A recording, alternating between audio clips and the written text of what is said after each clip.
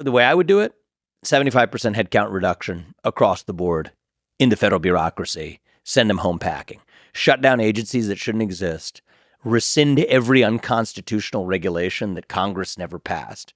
In a true self-governing democracy, it should be our elected representatives that make the laws and the rules, not unelected bureaucrats. Merit and equity are actually incompatible. Merit and group quotas are incompatible. You can have one or the other. You can't have both. It's an assault and a crusade on the nanny state itself. And that nanny state presents itself in several forms. There's the entitlement state, that's the welfare state. It presents itself in the form of the regulatory state, that's what we're talking about. And then there's the foreign nanny state, where effectively we are subsidizing other countries that aren't paying their fair share of protection or other resources we provide them. If I was to summarize my ideology in a nutshell, it is to terminate the nanny state in the United States of America in all of its forms. The entitlement state, the regulatory state, and the foreign policy nanny state. Once we've done that, we've revived the republic that I think would make George Washington proud. The following is a conversation with Vivek Ramaswamy about the future of conservatism in America. He has written many books on this topic, including his latest called Truths, The Future of America First. He ran for president this year in the Republican primary and is considered by many to represent the future of the Republican Party. Before all that, he was a successful biotech entrepreneur and investor with a degree in biology from Harvard and a law degree from Yale. As always, when the topic is politics, I will continue talking to people on both the left and the right with empathy, curiosity, and backbone. This is a Lex Fridman podcast. To support it, please check out our sponsors in the description. And now, dear friends, here's Vivek Ramaswamy. You are one of the great elucidators of conservative ideas, so you're the perfect person to ask, what is conservatism? What's your, let's say, conservative vision for America? Well, actually, this is one of my criticisms of the modern Republican Party and direction of the conservative movement is that we've gotten so good at describing what we're against. There's a list of things that we could rail against: wokeism, transgender ideology, climate ideology, COVIDism, COVID policies, the radical Biden agenda, the radical Harris agenda, the list goes on. But actually what's missing in the conservative movement right now is what we actually stand for. What is our vision for the future of the country? And I saw that as a deficit at the time I started my presidential campaign. It was in many ways the purpose of my campaign, because I do feel that that's why we didn't have the red wave in 2022. So they tried to blame Donald Trump. They tried to blame abortion. They blamed a bunch of individual specific issues or factors. I think the real reason we didn't have that red wave was that we got so practiced at criticizing Joe Biden that we forgot to articulate who we are and what we stand for. So what do we stand for as conservatives? I think we stand for the ideals that we fought the American Revolution for in 1776. Ideals like merit, right? That the best person gets the job without regard to their genetics. That you get ahead in this country not on the color of your skin, but on the content of your character. Free speech and open debate, not just as some sort of catchphrase, but the idea that any opinion, no matter how heinous, you get to express it in the United States of America.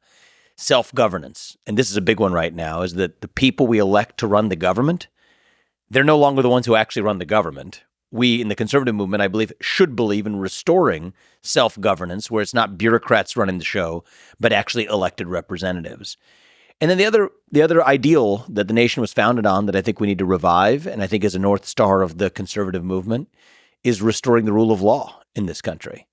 You think about even the abandonment of the rule of law at the southern border. It's particularly personal to me as the kid of legal immigrants to this country. You and I actually share a couple of aspects in common in that regard. That also, though, means your first act of entering this country can't break the law. So there's some policy commitments and principles: merit, free speech, self-governance, rule of law. And then I think culturally, what does it mean to be a conservative? Is it means we believe in the anchors of our identity in truth, the value of the individual, family, nation, and God, beat race, gender, sexuality, and climate, if we have the courage to actually stand for our own vision. And that's a big part of what's been missing. And it's a big part of not just through the campaign, but through, a lot of my future advocacy. That's the vacuum I'm aiming to fill. Yeah, we'll talk about each of those issues. Immigration, the growing bureaucracy of government, religion is a really interesting topic, something you've spoken about a lot. But you've also had a lot of really tense debates. So you're a perfect person to ask to steel man the other side. Yeah. So let me ask you about progressivism. Can you Sure. steel man the case for progressivism and left-wing ideas? Yeah. So look, I think the strongest case, particularly for left-wing ideas in the United States, so in the American context, is that the country has been imperfect in living up to its ideals. So even though our founding fathers preached the importance of life, liberty, and the pursuit of happiness and freedom, they didn't practice those values in terms of many of our founding fathers being slave owners, inequalities with respect to women, and other disempowered groups, such that they say that created a power structure in this country that continues to last to this day. The vestiges of what happened even in 1860 in the course of human history isn't that long ago, and that we need to do everything in our power to correct for those imbalances in power in the United States. That's the core view of the modern left. I'm not criticizing it right now. I'm steelmanning it. I'm trying to give you, I think, a good articulation of why the left believes they have a compelling case for the government stepping in to correct for historical or present inequalities. I can give you my counter rebuttal of that, but the best statement of the left, I think that it's the fact that we've been imperfect in living up to those ideals. In order to fix that, we're going to have to take steps that are severe steps, if needed, to correct for those historical inequalities before we actually have true equality of opportunity in this country. That's the case for the left-wing view in modern America. So what's your criticism of that? So my concern with it is, even if that's well-motivated, I think that it recreates many of the same problems that they were setting out to solve. I'll give you a really tangible example of that in the present right now. I may be alone amongst prominent conservatives who would say something like this right now, but I think it's true, so I'm going to say it. I'm actually, even in the last year and a half, seeing actually a rise in anti-Black and anti-minority racism in this country, which is a little curious. Right when, over the last 10 years, we got as close to Martin Luther King's promised land as you could envision. Place where you have every American, regardless of their skin color, able to vote without obstruction. A place where you have people able to get the highest jobs in the land without race standing in their way. Why are we seeing that resurgence? In part, it's because of, I believe, that left-wing obsession with racial equity over the course of the last 20 years in this country. And so when you take something away from someone based on their skin color, and that's what correcting for prior injustice was supposed to do. The left-wing views are to correct for prior injustice by saying that whether you're a white, straight, cis man, you have certain privileges that you have to actually correct for. When you take something away from somebody based on their genetics, you actually foster greater animus towards other groups around you. And so the problem with that philosophy is that there are several problems with it, but the most significant problem that I think everybody can agree we want to avoid is to actually fan the flames of the very divisions that you supposedly wanted to heal. I see that in our context of our immigration policy as well. You think about even what's going on I'm from Ohio. I was born and raised in Ohio, and I live there today. The controversy in Springfield, Ohio. I personally don't blame really any of the people who are in Springfield, either the native people who have born and raised in Springfield or even the Haitians who have been moved to Springfield. But it ends up becoming a divide and conquer strategy and outcome where if you put 20,000 people in a community where 50,000 people where the 20,000 are coming in, don't know the language, are unable to follow the traffic laws, are unable to assimilate, you know there's going to be a reactionary backlash. And so even though that began perhaps with some type of charitable instinct, right? Some type of sympathy for people who went through the earthquake in 2010 in Haiti and achieved temporary protective status in the United States. What began with sympathy, what began with earnest intentions, actually creates the very division and reactionary response that supposedly we say we wanted to avoid. So that's my number one criticism of that left-wing worldview. Number two is I do believe that merit and equity are actually incompatible. Merit and group quotas are incompatible. You can have one or the other. You can't have both. And the reason why is no two people, and I think it's a beautiful thing. It's true between you and I, between you, I, and all of our friends or family or strangers or neighbors or colleagues. no two people have the same skill sets. We're each endowed by different gifts. We're each endowed with different talents. And that's the beauty of human diversity. And a true meritocracy is a system in which you're able to achieve the maximum of your God-given potential without anybody standing in your way. But that means necessarily there's going to be differences in outcomes in a wide range of parameters, not just financial, not just money, not just fame or currency or whatever it is. There's just going to be different outcomes for different people in different spheres of lives. And that's what meritocracy demands. It's what it requires. And so the left's vision of group equity necessarily comes at the cost of meritocracy. And so those are my two reasons for opposing the view. Is one is it's not meritocratic, but number two is it often even has the effect of hurting the very people they claimed to have wanted to help. And I think that's part of what we're seeing in modern America. Yeah, you had a pretty intense debate with Mark Cuban. A great conversation. I think it's on your podcast, actually. Yeah. Yes. Yeah, it was great. It was great. Okay, well, speaking of good guys, he messages me all the time with beautifully eloquent criticism. I appreciate that, Mark. What was one of the more convincing things he said to you? You're mostly focused on kind of DEI. So let's just take a step back and understand, because people use these acronyms and then they start saying it out of muscle memory and stop asking what it actually means. Like DEI refers to capital D, diversity, equity, and inclusion, which is a philosophy adopted by institutions, principally in the private sector, companies, nonprofits, and universities, to say that they need to strive for specific forms of racial, gender, and sexual orientation diversity. And it's not just the D, it's the equity in ensuring that you have equal outcomes as measured by certain group quota targets or group representation targets that they would meet in their ranks. Now, the problem with the DEI agenda is in the name of diversity, it actually has been a vehicle for sacrificing true diversity of thought. So the way the argument goes is this, is that we have to create an environment that is receptive to minorities and minority views. But if certain opinions are themselves deemed to be hostile to those minorities, then you have to exclude those opinions in the name of the capital D diversity. But that means that you're necessarily sacrificing actual diversity of thought. I can give you a very specific example. That might sound like, okay, well, is it such a bad thing if an organization doesn't want to exclude people who are saying racist things on a given day? We could debate that. But let's get to the tangible world of how that actually plays out. I, for my part, have not really heard in ordinary America people uttering racial epithets if you're going to a restaurant or in the grocery store. It's not something I've encountered, certainly not in the workplace. But that's a theoretical case. Let's talk about the real world case of how this plays out. So there was an instance, it was a case that presented itself before the Equal Employment Opportunity Commission, the EEOC, one of the government enforcers of the DEI agenda. And there was a case of a woman who wore a red sweater on Fridays in celebration of veterans and those who had served the military, and invited others in the workplace to do the same thing. And they had a kind of affinity group, you could call it that, a veteran-type affinity group, appreciating those who had served. Her son had served as well. There was a minority employee at that business who said that he found that to be a microaggression. So the employer asked her to stop wearing said clothes to the office. Well, she still felt like she wanted to celebrate. I think it was Friday was the day of the week where they did it. She still wore the red sweater, and she didn't wear it, but she would hang it on the back of her seat, right? Put it on the back of her seat at the office. They said, no, you can't do that either.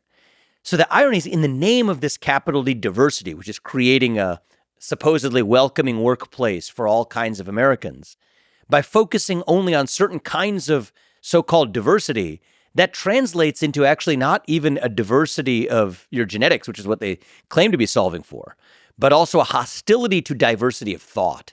And I think that's dangerous. And you're seeing that happen in the last 4 years across this country. It's been pretty rampant. I think it leaves America worse off. The beauty of America is we're a country where we should be able to have institutions that are stronger from different points of view being expressed. But my number one criticism of the DEI agenda is not even that it's anti-meritocratic. It is anti-meritocratic. But my number one criticism is that it's actually hostile to the free and open exchange of ideas by creating often legal liabilities for organizations that even permit certain viewpoints to be expressed.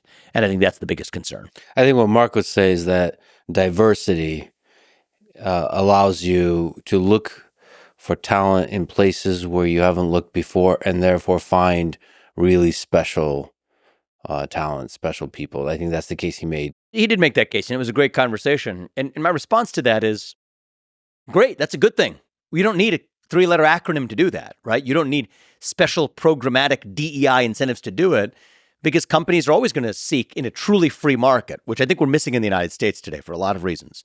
But in a truly free market, companies will have the incentive to hire the best and brightest, or else they're going to be less competitive versus other companies. But you don't need ESG, DEI, CSR regimes in part enforced by the government to do it.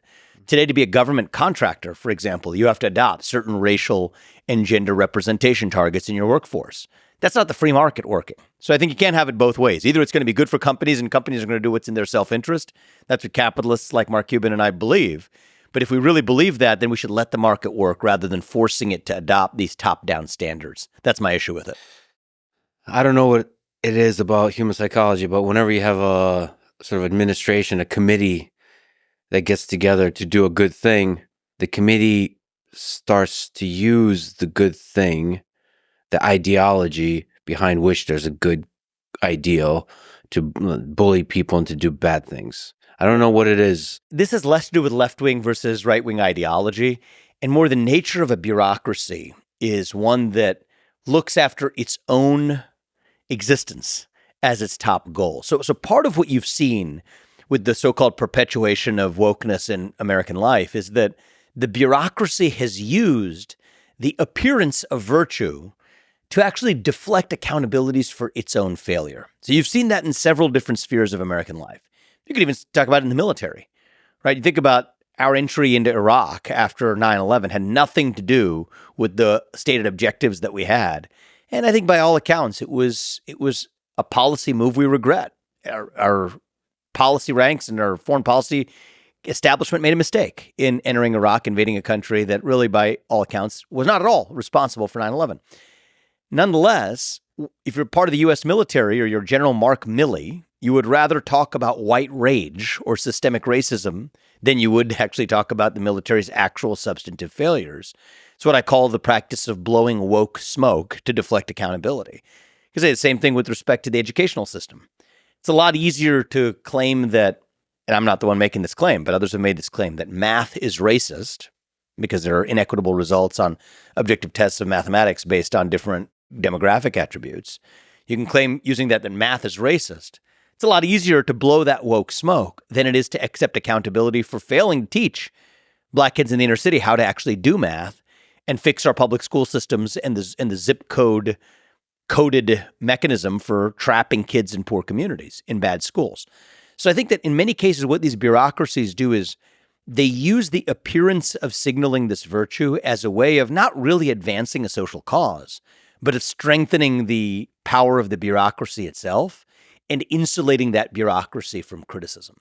So in many ways, bureaucracy, I think, carves the channels through which much of this woke ideology has flowed over the last several years.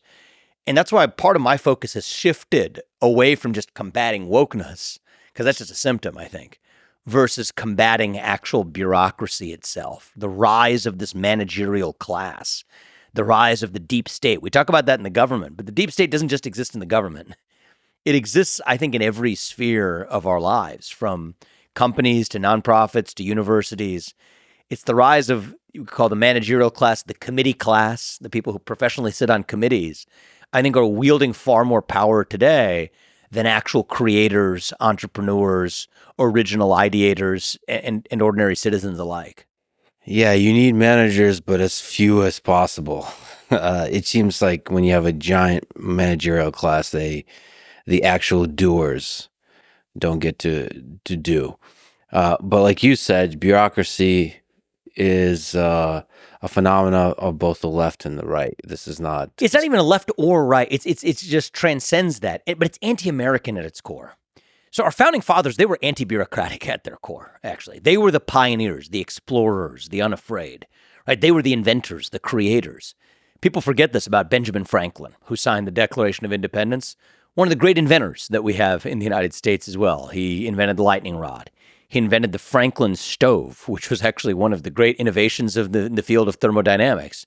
He even invented a number of musical instruments that Mozart and Beethoven went on to use. That's just Benjamin Franklin.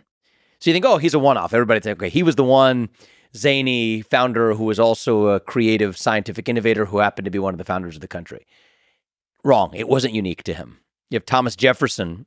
What are you sitting in right now? You're sitting on a swivel chair. Mm-hmm. Okay. Who invented the swivel chair? Thomas Jefferson? Yes, Thomas Jefferson. Funny Yeah. enough, he invented the swivel chair while he was writing the Declaration of Independence. You're the which one is that insane. reminded me that he wrote the Declaration of Independence when he was 33. And he was 33 when he did it, while inventing the swivel chair. I like how you're focused on the swivel chair. Can we just pause on the Declaration of Independence? It makes me feel horrible. The Declaration of Independence part, everybody knows. What people don't know, he was an architect. So he worked in Virginia, but the Virginia State Capitol Dome, so the building that's in Virginia today, where the state capitol is, that dome was actually designed by Thomas Jefferson as well. So these people weren't people who sat on professional committees. They weren't bureaucrats. They hated bureaucracy. Part of Old World England is Old World England was committed to the idea of bureaucracy. Bureaucracy and monarchy go hand in hand. A monarch can't actually administer or govern directly. It requires a bureaucracy, a machine to actually technocratically govern for him. So the United States of America was founded on the idea that we reject that old world view. Right? The old world vision was that we, the people, cannot be trusted to self-govern or make decisions for ourselves. We would burn ourselves off the planet, is the modern version of this, with existential risks like global climate change if we just leave it to the people and their democratic will. That's why you need professional technocrats, educated elites, enlightened bureaucrats to be able to set the limits that actually protect people from their own worst impulses. That's the old world view. And most nations in human history have operated this way. But what made the United States of America itself, to know what made America great, we have to know what made America itself. What made America itself is we said hell no to that vision, that we, the people, for better or worse, are going to self-govern without the committee class restraining what we do. And the likes of Jefferson and Benjamin Franklin, and I could give you examples of John Adams or Robert Livingston. You could go straight down the list of founding fathers who were inventors, creators, pioneers, explorers, who also were the very people who came together to sign the Declaration of Independence. And so, yeah, this rise of bureaucracy in America in every sphere of life, I view it as anti-American, actually.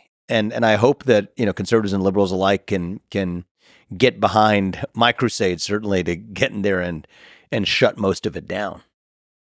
Yeah, speaking of shutting most of it down, how do you propose we do that? How do we make government more efficient? How do we make it smaller? What are the different ideas of how to do that? Well, the first thing I will say is you're always taking a risk. Okay, there's no free lunch here, mostly at least. You're always taking a risk. One risk is that you say, I want to reform it gradually. I want to have a grand master plan and get to exactly what the right end state is, and then carefully cut with a chisel, like a work of art, to get there. I don't believe that approach works. I think that's an approach that conservatives have taken for many years. I think it hasn't gotten us very far. And the reason is, if you have like an 8-headed hydra and you cut off one of the heads, it grows right back. The other risk you could take, so that's the risk of not cutting enough. The other risk you could take is the risk of cutting too much. To say that I'm going to cut so much that I'm going to take the risk of not just cutting the fat, but also cutting some muscle along the way, that I'm going to take that risk. I can't give you option C, which is to say that I'm going to cut exactly the right amount. I'm going to do it perfectly. Okay, you don't know ex ante. You don't know beforehand that it's exactly how it's going to go. So that's a meaningless claim. It's only a question of which risk you're going to take.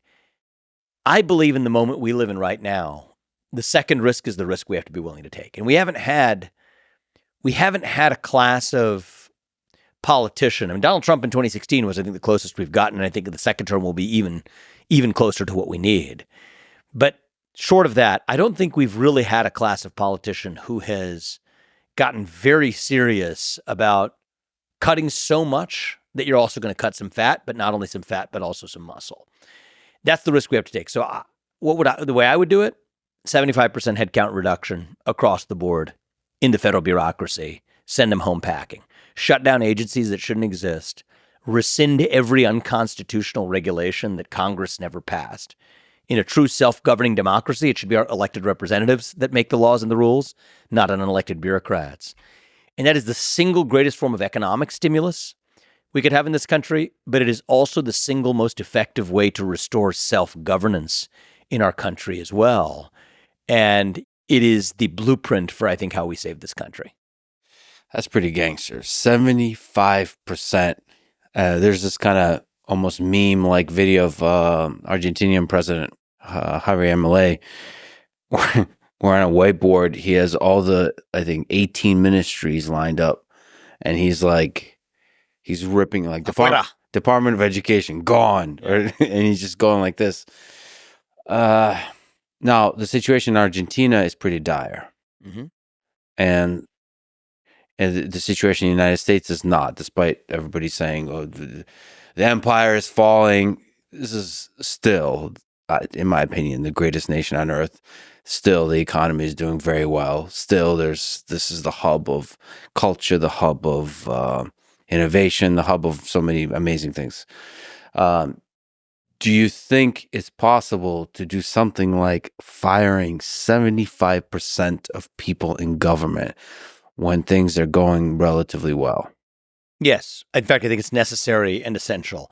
I think depends on what your level of well really is, what you're benchmarking against. America's not built on complacency, right? We're built on the pursuit of excellence. And are we still the greatest nation on planet Earth? I believe we are. I agree with you on that. But are we great as we could possibly be, or even as we have been in the past, measured against our own standards of excellence? No, we're not. I think the nation is in a trajectory of decline. That doesn't mean it's the end of the empire yet.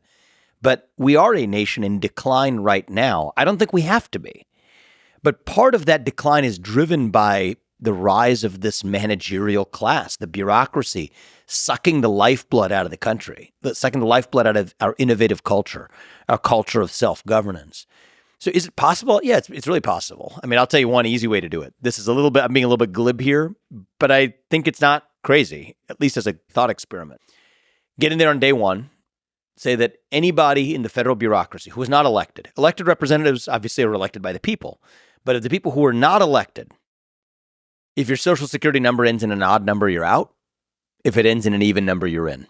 There's a 50% cut right there. Of those who remain, if your social security number starts in an even number, you're in. And if it starts with an odd number, you're out. Boom. That's a 75% reduction, done literally stochastically. Okay. One of the virtues of that, it's a thought experiment, not a policy prescription.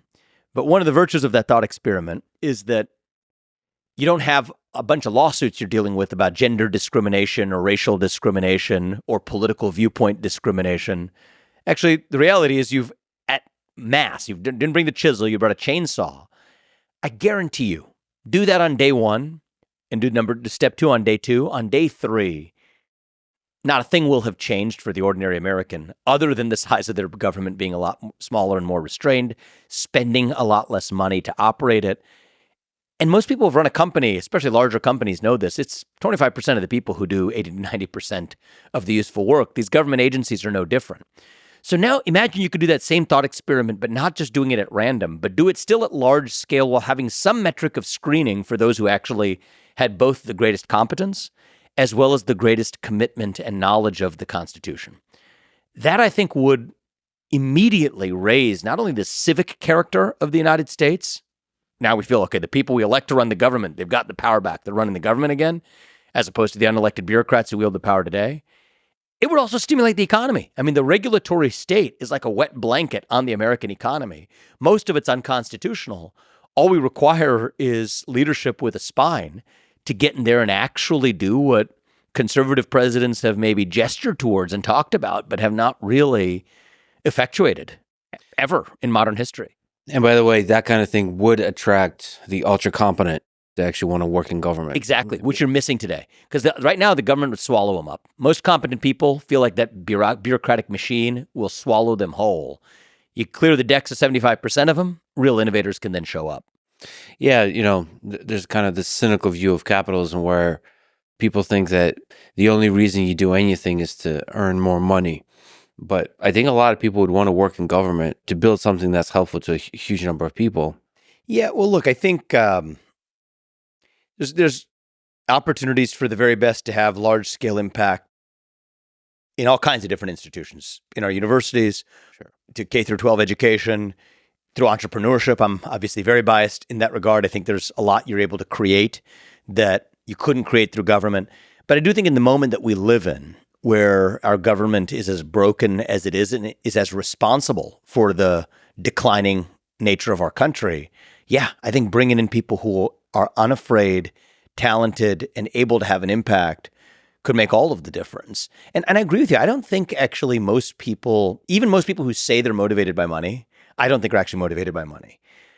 I think most people are driven by a belief that they can do more than they're being permitted to do right now with their skill sets. See, I'll tell you that. So I've run a number of companies, and one of the things that I used to ask when I was, I'm not day-to-day involved in them anymore, but as a CEO, I would ask when I did interviews. And the first company I started at Roivant, like for 4 years in, I mean, company was pretty big by that point. I would still intent on interviewing every candidate before they joined, screening for the culture of that person. And I can talk a lot more about things we did to build that culture. But one of the questions I would always ask them naturally just to start a conversation, it's a pretty basic question, is why did you leave your last job, or why are you leaving your last job? I'll tell you what I didn't hear very often is that I wasn't paid enough, right? And maybe they'd be shy to tell you that during an interview, but there's indirect ways to signal that. That really wasn't at all like even a top 10 reason why people were leaving their job. I'll give you what the number one reason was, is that they felt like they were unable to do the true maximum of what their potential was in their prior role. That's the number one reason people leave their job. And, I think, by the way, I would say that I'm saying that in a self-boastful way that we would attract these people. I think that's also true for most of the people who left the company as well, Roivant, right? And that was true at Roivant, it's true at other companies I've started.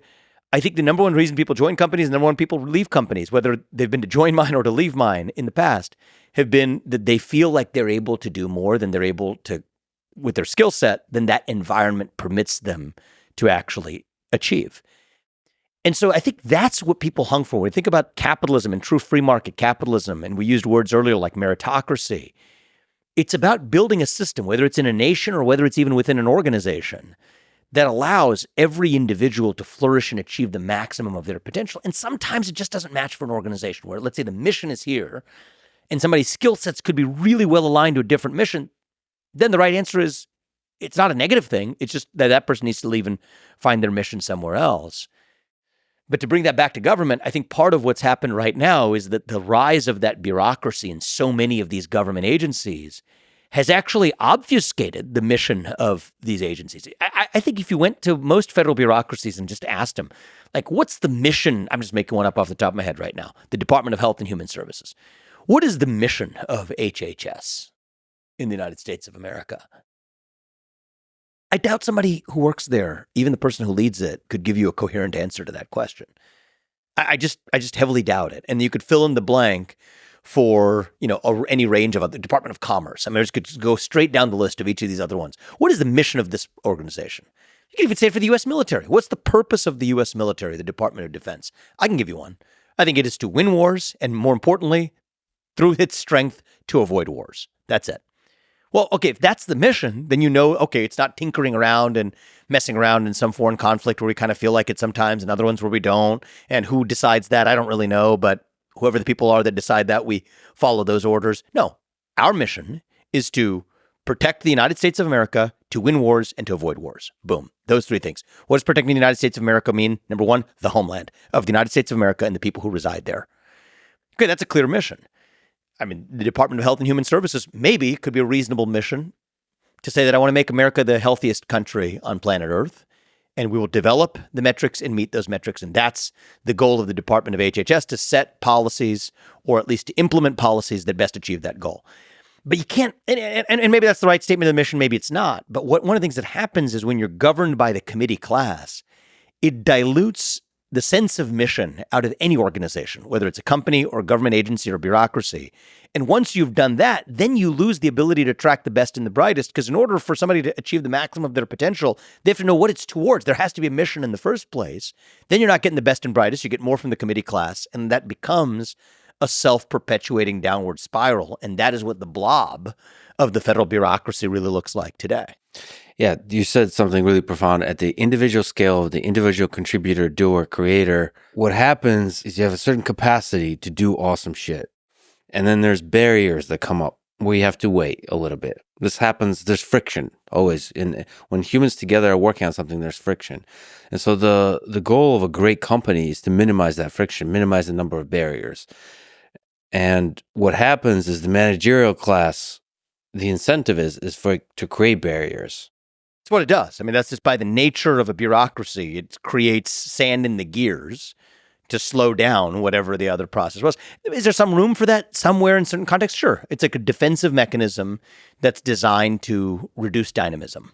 But I think when that becomes cancerous in its scope, it then actually kills the host itself, whether that's a school, whether that's a company, whether that's a government. And so the way I think about it, Lex, is there's sort of a balance of distributed power. And I don't mean power in the Foucault sense of social power, but I mean just sort of power in the sense of the ability to effect relevant change in any organization between what you could call the founder class, the creator class, the everyday citizen, the stakeholder class, and then the managerial class. And there's a role for all three of them, right? You could have the constituents of an organization, say in a constitutional republic, that's the citizen. You could have the equivalent of the creator class, the people who create things in that polity. And then you have the bureaucratic class that's designed to administer and serve as a liaison between the two. I'm not denying that there's some role somewhere for people who are in that managerial class. But right now, in this moment in American history, and I think it's been more or less true for the last century, but it's grown, starting with Woodrow Wilson's advent of the modern administrative state, metastasizing through FDR's New Deal and what was required to administer it, blown over and metastasizing further through LBJ's Great Society and everything that's happened since, even aided and abetted by Republican presidents along the way, like Richard Nixon, has created a United States of America where that committee class, both in and outside the government in our culture, wields far too much influence and power relative to the everyday citizen stakeholder and to the creators who are in many ways constrained, hamstrung, shackled in a straitjacket from achieving the maximum of their own potential contributions. And, I certainly feel that myself. I probably identify as being a member of that creator class most closely. It's just what I've done. I create things. And I think we live in an environment in the United States of America where we're still probably the best country on earth, where that creator has that shot. So that's the positive side of it. But one where we are far more constrictive to the creator class than we have been when we've been at our best. And that's what I want to see change. Can you sort of steelman the perspective of somebody that looks at a particular Department of Education, and are saying that the amount of pain that would be caused by closing it and firing 75% of people will be too much? Yeah. So I go back to this question of mission, right? A lot of people who make arguments for the Department of Education aren't aware why the Department of Education was created in the first place, actually. So that might be a useful place to start, is that this thing was created. It had a purpose, presumably. What was that purpose? Might be at least a relevant question to ask before we decide what are we doing with it or not. What was the purpose of this thing that we created? It's not it to me seems like a highly relevant question, yet in this discussion about government reform, it's interesting how eager people are to skip over that question and just to talk about, okay, but we got the status quo and it's just going to be disruptive, versus asking the question of, okay, this institution was created. It had an original purpose. Is that purpose still relevant? Is this organization at all fulfilling that purpose today? To me, those are some relevant questions to ask. So let's talk about that for the Department of Education. Its purpose was relevant at that time, which was to make sure that localities, and particularly states, were not siphoning dollars, taxpayer dollars, away from predominantly black school districts to predominantly white ones. And that was not a theoretical concern at the time. It was happening, or there was at least some evidence that was happening in certain states in the South. And so you may say you don't like the federal solution. You may say you like the federal solution, but like it or not, that was the original purpose of the U.S. Department of Education, to make sure that from a federal perspective, states were not systematically disadvantaging black school districts over predominantly white ones. However noble and relevant that purpose may have been 6 decades ago, it's not a relevant purpose today. There's no evidence today of states intentionally mapping out which are the black versus white school districts and siphoning money in one direction versus another. To the contrary, one of the things we've learned is that the school districts in the inner city, many of which are predominantly black, actually spend more money per student than other school districts for a worse result as measured by test scores and other performance on a per student basis, suggesting that there are other factors than the dollar expenditures per school determining student success, and actually suggesting that even the overfunding of some of those already poorly run schools rewards them for their actual bureaucratic failures. So against that backdrop, the Department of Education has instead extrapolated that original purpose of what was a racial equality purpose to instead implement a different vision of racial equity through the ideologies that they demand in the content of the curriculum that these public schools actually teach. So Department of Education funding, so federal funding accounts for about, I'm giving you round numbers here, but around 10% of the funding of most public schools across the country. But that comes with strings attached. So in today's Department of Education, this didn't happen back in 1970, but it's happening today. Ironically, it's funny how these things change with the bureaucracies that fail. They blow smoke to cover up for their own failures. What happens with today's Department of Education? They effectively say you don't get that funding unless you adopt certain goals deemed at achieving racial or gender equity goals. And in fact, they also intervene in the curriculum where there's evidence of schools in the Midwest or in the Great Plains that have been denied funding because Department of Education funding, so long as they have certain subjects like archery. There was one instance of a school that had archery in its curriculum. I find that to be pretty interesting, actually. I think you have different kinds of physical education. This is one that combines mental focus with physical aptitude. But hey, maybe I'm biased. Doesn't matter whether you like archery or not. I don't think it's the federal government's job to withhold funding from a school because they include something in their curriculum that the federal government deems inappropriate, where that locality found that to be a relevant locus of education. So what you see then is an abandonment of the original purpose that's long past. You don't have this problem that the Department of Education was originally formed to solve of siphoning money from black school districts to white school districts and laundering that effectively in public funds. That doesn't exist anymore. So they find new purposes instead, creating a lot more damage along the way. So you asked me to steelman it, and could I say something constructive rather than just, pounding down on the other side? One way to think about this is, for a lot of these agencies, were many of them formed with a positive intention at the outset? Yes. Where that positive intention existed, I'm still a skeptic of creating bureaucracies, but if you're going to create one, at least make it, what should we call it? A task force. Make it a task force. A task force versus an agency means after it's done, you celebrate, you've done your work, pat yourself on the back, and then move on, rather than creating a standing bureaucracy, which actually finds things to do after it has already solved or addressed the first reason it was born in the first place. And I think we don't have enough of that in our culture. Right? I mean, even if you have a company that's generated tons of cash flow and it's solved a problem, let's say it's a biopharmaceutical company that developed a cure to some disease, and the only thing people knew at that company was how to develop a cure to that disease, and they generated a boatload of cash from doing it. At a certain point, you could just give it to your shareholders and close up shop, and that's actually a beautiful thing to do. You don't see that happen enough in the American consciousness and the American culture of when an institution has achieved its purpose, celebrate it, and then move on. And I think that that culture in our government would result in a vastly restrained scope of government, rather than today, it's a one-way ratchet. Once you cause it to come into existence, you cause new things to come into existence, but the old one that came into existence continues to persist and exist as well. And that's where you get this metastasis over the last century. So what kind of things do you think government should do that the private sector, the forces of capitalism, would create drastic inequalities or create the kind of pain we don't want to have in government? So if the question is what should government do that the private sector cannot, I'll give you one. Protect our border. I mean, capitalism, it's never going to be the job of capitalists or never going to be the capability or inclination of capitalists to preserve a national border. And I think a nation, it's literally, I think one of the chapters of this book, okay? A nation without borders is not a nation. It's almost a tautology. An open border is not a border. Capitalism is not going to solve that. What's going to solve that is a nation. Part of the job of the federal government is to protect the homeland of its nation, in this case, the United States of America. That's an example of a proper function of the federal government, to provide physical security to its citizens.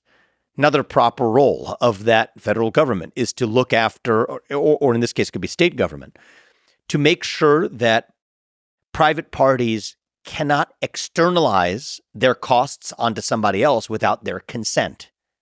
It's a fancy way economists would use to describe it. What does that mean? It means if you go dump your chemicals in somebody else's river, then you're liable for that. It's not that, okay, I'm a capitalist, and so I want to create things, and I'm going to do hell or high water, whether or not that harms people around me. The job of a proper government is to make sure that you protect the rights of those who may be harmed by those who are pursuing their own rights through a system of capitalism. In seeking prosperity, you're free to do it.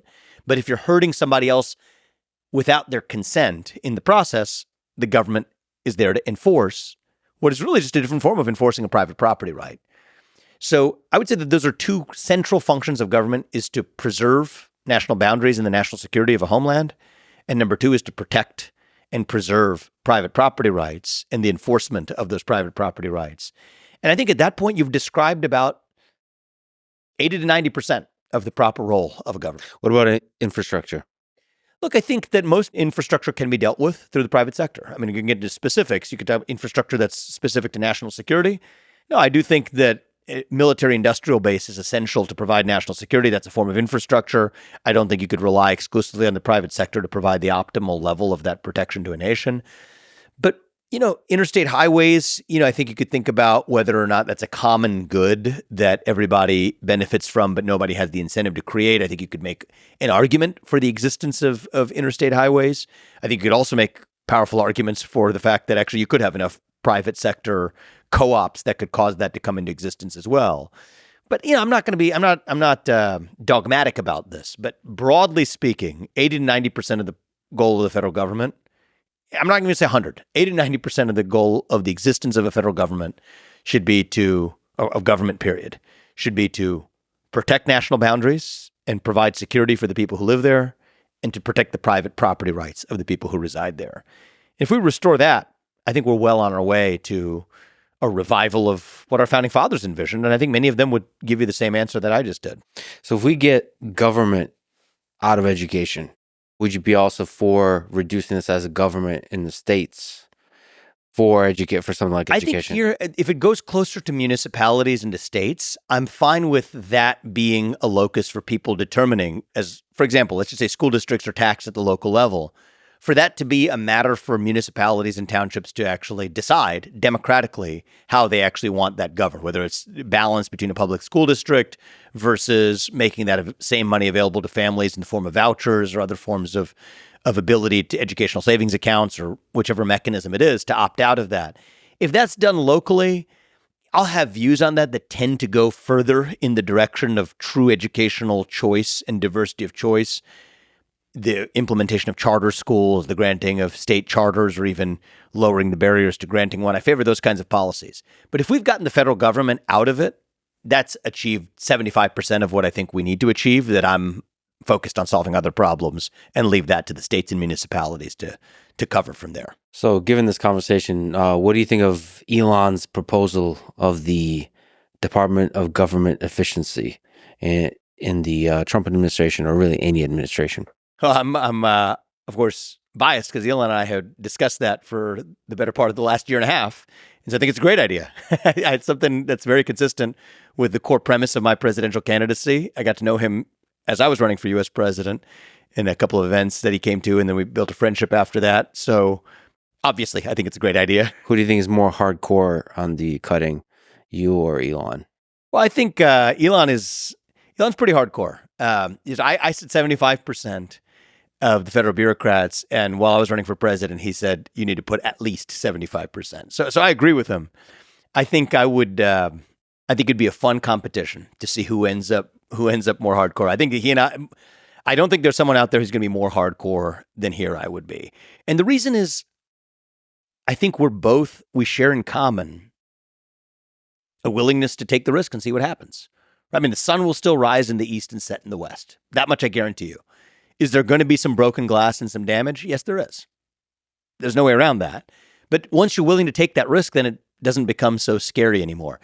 And here's the thing, Lex. It's easy to say this. Let's talk about where the rubber hits the road here. Even in second Trump term, this would be, the discussion. President Trump and I have had this conversation, but I think we would continue to have this conversation. Is where does it rank on our prioritization list? Because there's always going to be a trade-off.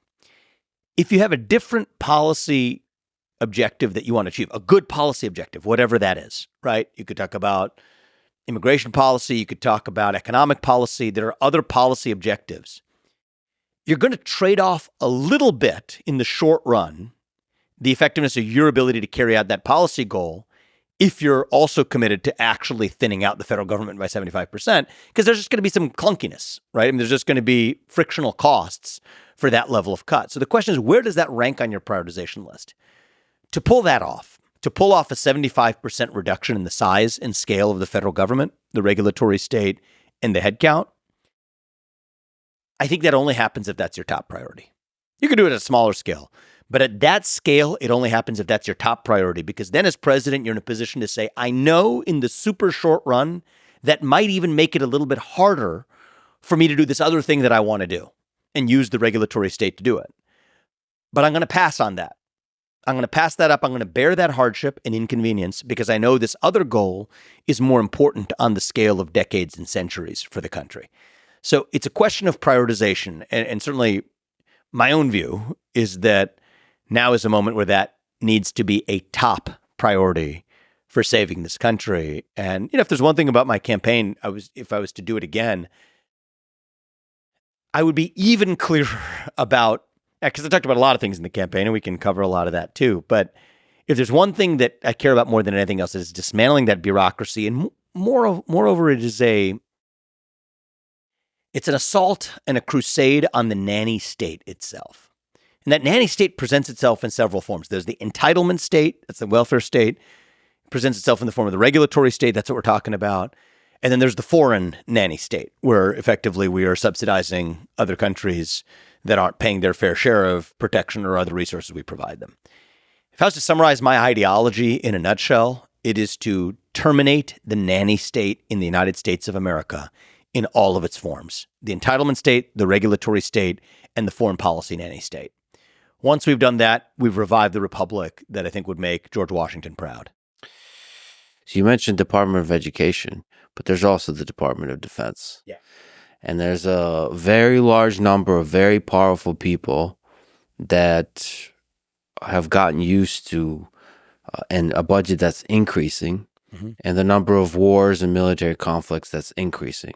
So if we could just talk about that. So Sure. if this is the number one priority, it's like there's difficulty levels here. The DoD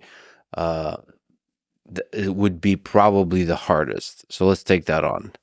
What's your view on the military-industrial complex, Department of Defense, and wars in general? So I think the nanny state, I'm against it overall. I'm against the foreign policy nanny state as well. Let me start from that as the starting off point, and then I'll tell you about my views on the DoD and our defense. First of all, I think that, and I think that it was easy for many people from the neocon school of thought to caricature my views with the media at their side. But actually, my own view is, if it's in the interest of the United States of America to provide certain levels of protection to U.S. allies, we can do that as long as those allies actually pay for it. And I think that's important for two reasons. The less important reason is it's still money for us, right? It's not like we're swimming in a cash surplus right now. We're at $34 trillion national debt and growing. And, I think pretty soon the interest payments are going to be the largest line item in our own federal budget. So it's not like we have money willy-nilly to just hand over for free. That's the less important reason, though. The more important reason is that it makes sure that our allies have actual skin in the game, to not have skewed incentives to actually enter conflicts where they're not actually bearing the full cost of those conflicts. So take NATO, for example. Most NATO countries, literally a majority of NATO countries today, do not pay or contribute 2% of their GDP to their own national defense, which is supposedly a requirement to be in NATO. So majority of NATO countries are failing to meet their basic commitment to be in NATO in the first place. Germany particularly is, I think, arbitraging the hell out of the United States of America. And I don't think that I'm not going to be some sort of, shrill voice here saying, so therefore we should not be supporting any allies or providing security blankets. No, I'm not going in that direction. What I would say is you got to pay for it, right? Pay for your fair share.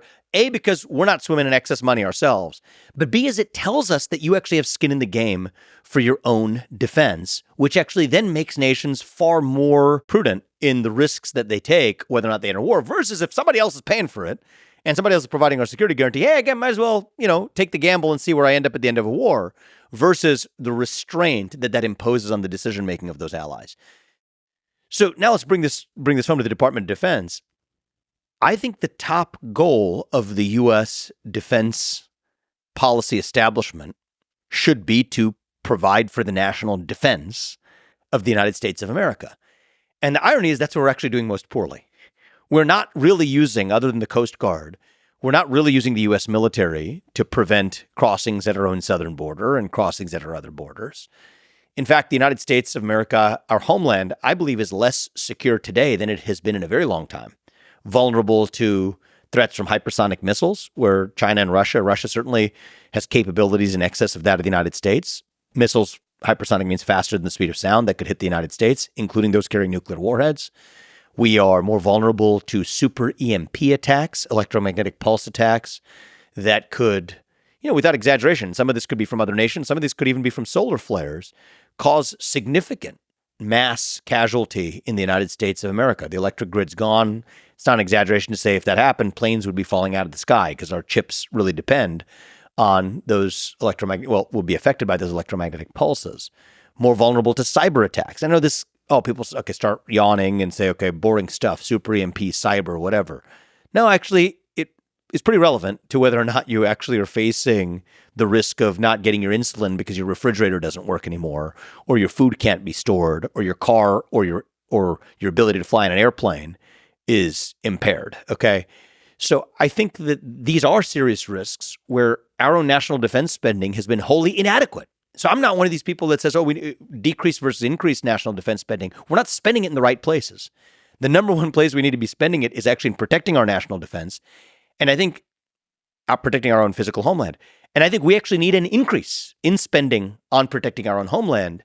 But that is different from the agenda of foreign interventionism and foreign nanny-stateism for its own stake, where we should expect more and demand more of our allies to provide for their own national defense, and then provide the relevant security guarantees to allies where that actually advances the interests of the United States of America.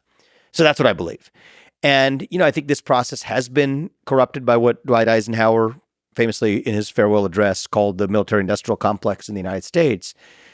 But I think it's bigger than just I think it's easy to tell the tales of the financial corruption. It's a kind of cultural corruption and conceit that just because a certain number of people in that expert class have a belief, that their belief happens to be the right one because they can scare you with what the consequence would be if you don't follow their advice. And one of the beauties of the United States is, at least in principle, we have civilian control of the military. The person who we elect to be the U.S. president is the one that actually is the true commander-in-chief. I have my doubts of whether it operates that way. I think it is quite obvious that Joe Biden is not a functioning commander-in-chief of the United States of America, yet on paper, supposedly we still are supposed to call him that. But at least in theory, we're supposed to have civilian control of the U.S. military. And I think that one of the things that leader needs to do is to ask the question of, again, the mission. What's the purpose of this U.S. military in the first place? At the top of the list should be to protect the homeland and the people who actually live here, which we're failing to do. So that's where I land on that question. Wait, okay, there's a lot of stuff to ask. First of all, on Joe Biden, you mean he's functionally not in control of the U.S. military because of the age factor or because of the nature of the presidency? It's a good question. I would say in his case, it's particularly accentuated because it's both. In his case, I don't think anybody in America anymore believes that Joe Biden is the functioning president of the United States of America. How could he be? He wasn't even sufficiently functioning to be the candidate after a debate that was held in June. There's no way he's going to be in a position to make the most important decisions on a daily and demanding basis to protect the leading nation in the world. Now, more generally, though, I think we have a deeper problem that even when it's not Joe Biden, in general, the people we elect to run the government haven't really been the ones running the government. It's been the unelected bureaucrats and the bureaucratic deep state underneath that's really been making the decisions. So I've done business in a number of places. I've traveled to Japan. And there's an interesting corporate analogy. Sometimes if you get outside of politics, people can, I find, listen and pay attention a little bit more because of politics. It's so fraught right now that if you start talking to somebody who disagrees with you about the politics of it, you're just butting heads, but not really making progress. So let's just make the same point, but go outside of politics for a second. So I was traveling to Japan. I was having a late night dinner with a CEO of a Japanese pharmaceutical company. And, it takes a while to really get him to open up, culturally speaking, in Japan, a couple nights of karaoke and whatnot, maybe late night restaurant, whatever it is. Well, we built a good enough relationship where he was very candid with me. He said, I'm the CEO of the company. I could go and find the head of a research unit and tell him, okay, this is a project we're no longer working on as a company. We don't want to spend money on it. We're going to spend money somewhere else. And he'll look me in the eye and he'll say, yes, sir. Yes, sir. I'll come back 6 months later and find that they're spending exactly the same amount of money on those exact same projects. I'll tell him, no, we agreed. I told you that you're not going to spend money on this project and we have to stop now. I should have stopped 6 months ago. Get a slap on the wrist for it. He says, yes, sir. I'm sorry. Yes. No, of course, that's correct. Come back 6 months later, same person is spending the same money on the same project. And here's why. Historically in Japan, and I should say in Japan, this is changing now. It's changing now. But historically, until very recently, and even to an extent now, it's near impossible to fire people. So if somebody works for you and you can't fire them, that means they don't actually work for you. It means in some deeper, perverse sense, you work for them because you're responsible for what they do without any authority to actually change it. So I think most people who have traveled in Japan and Japanese corporate culture through the 1990s and 2000s and 2010s, and maybe even some vestiges in the 2020s, wouldn't really dispute what I just told you. Now, we're bringing it back to the more contentious terrain. I think that's basically how things have worked in the executive branch of the federal government of the United States of America. You have these so-called civil service protections on the books. Now, if you really read them carefully, I think that there are areas to provide daylight for a truly constitutionally well-trained president to act. But apart from those, that's a contrarian view that I have that bucks conventional wisdom. But apart from that caveat, in general, the conventional view has been the U.S. president can't fire these people. There's 4 million federal bureaucrats, 99.9% of them can't be touched by the person who the people who elected to run the executive branch can't even fire those people. It's like the equivalent of that Japanese CEO. And so that culture exists every bit as much in the federal bureaucracy of the United States of America as it did in Japanese corporate culture through the 1990s. And that's a lot of what's wrong with not just the way that our Department of Defense is run and our foreign policy establishment is run, but I think it applies to a lot of the domestic policy establishment as well. And to come back to the core point, how are we going to save this republic? This is the debate in the conservative movement right now. So this is maybe a little bit spicy for some Republicans to sort of swallow right now.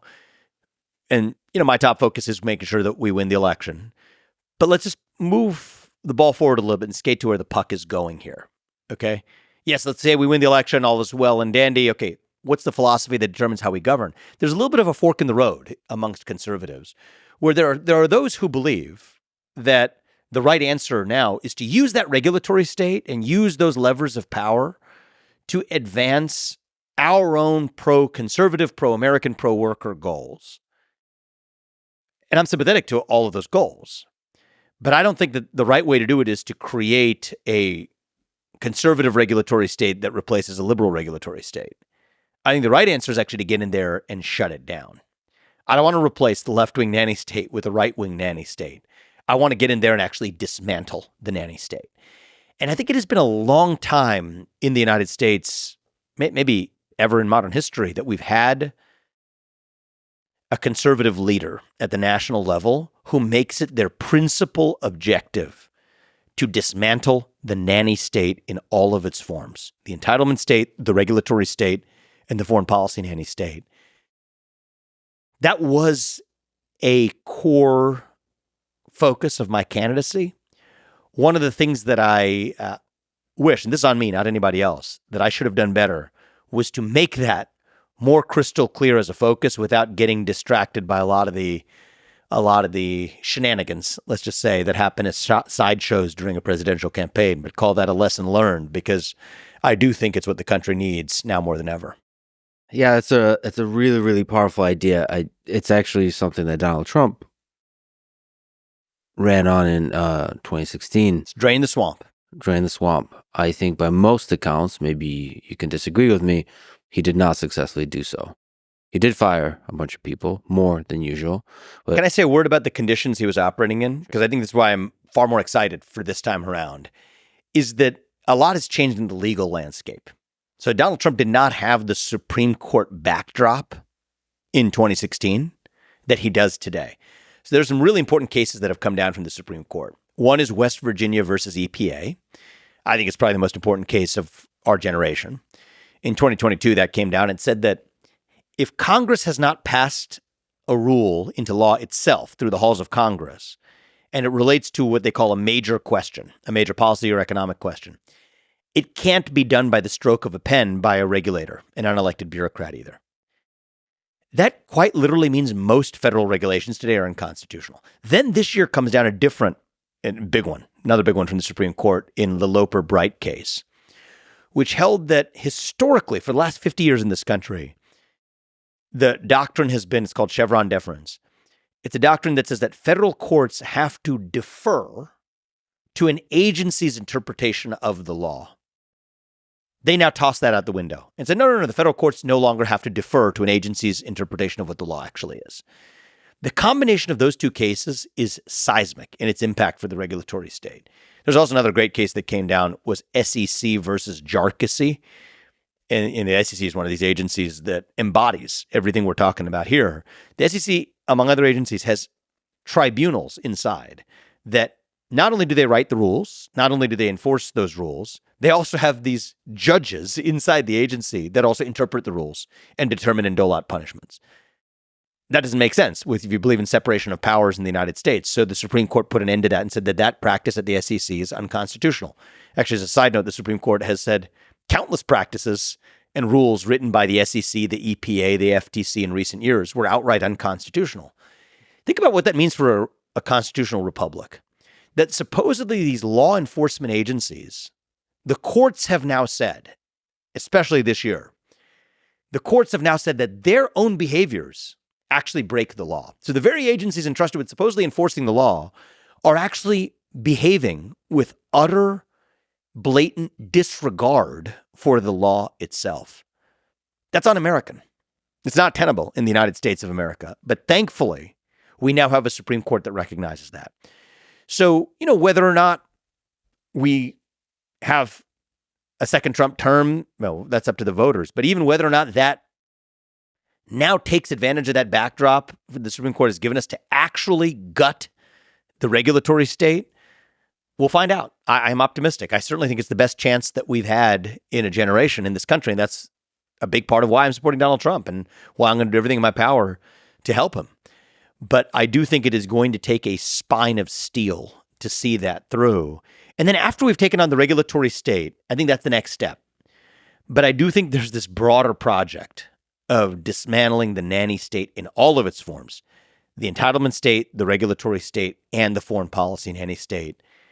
3-word answer, if I was to summarize my worldview and my presidential campaign in 3 words: shut it down. Shut it down. Okay, so the Supreme Court cases you mentioned, there's a lot of nuance there. Yeah. I guess it's weakening the immune system of the different departments. Yeah, it's a good way of putting it. Okay. Yep. On the human psychology level, so you basically kind of implied that for Donald Trump or for any president, the legal situation was difficult. Is that the only thing really operating? Like, isn't it Probably also not. just on a psychological level, just hard to fire a very large number of people? Is that what it is? Like, why is there a basic civility and momentum going on? I think there's one other factor. So you're right to point. I mean, the legal backdrop is a valid and understandable excuse and reason.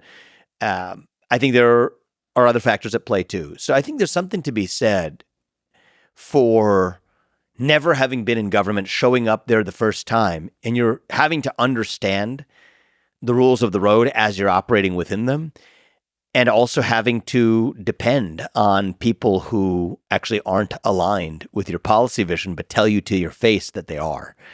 And so I think that's one of the things that I've admired about President Trump is he's actually been very open about that, very humble about that, to say that there's a million learnings from that first term that make him ambitious and more ambitious in that second term. But everything I'm talking to you about, this is what needs to happen in the country. It's not specific to Donald Trump. It's lays out what needs to be done in the country. There's the next 4 years. Donald Trump is our last best hope and chance for moving that ball forward. But I think that the vision I'm laying out here is one that hopefully goes even beyond just the next 2 or 4 years of really fixing a century's worth of mistakes. I think we're going to fix a lot of them in the next 4 years of Donald Trump's president.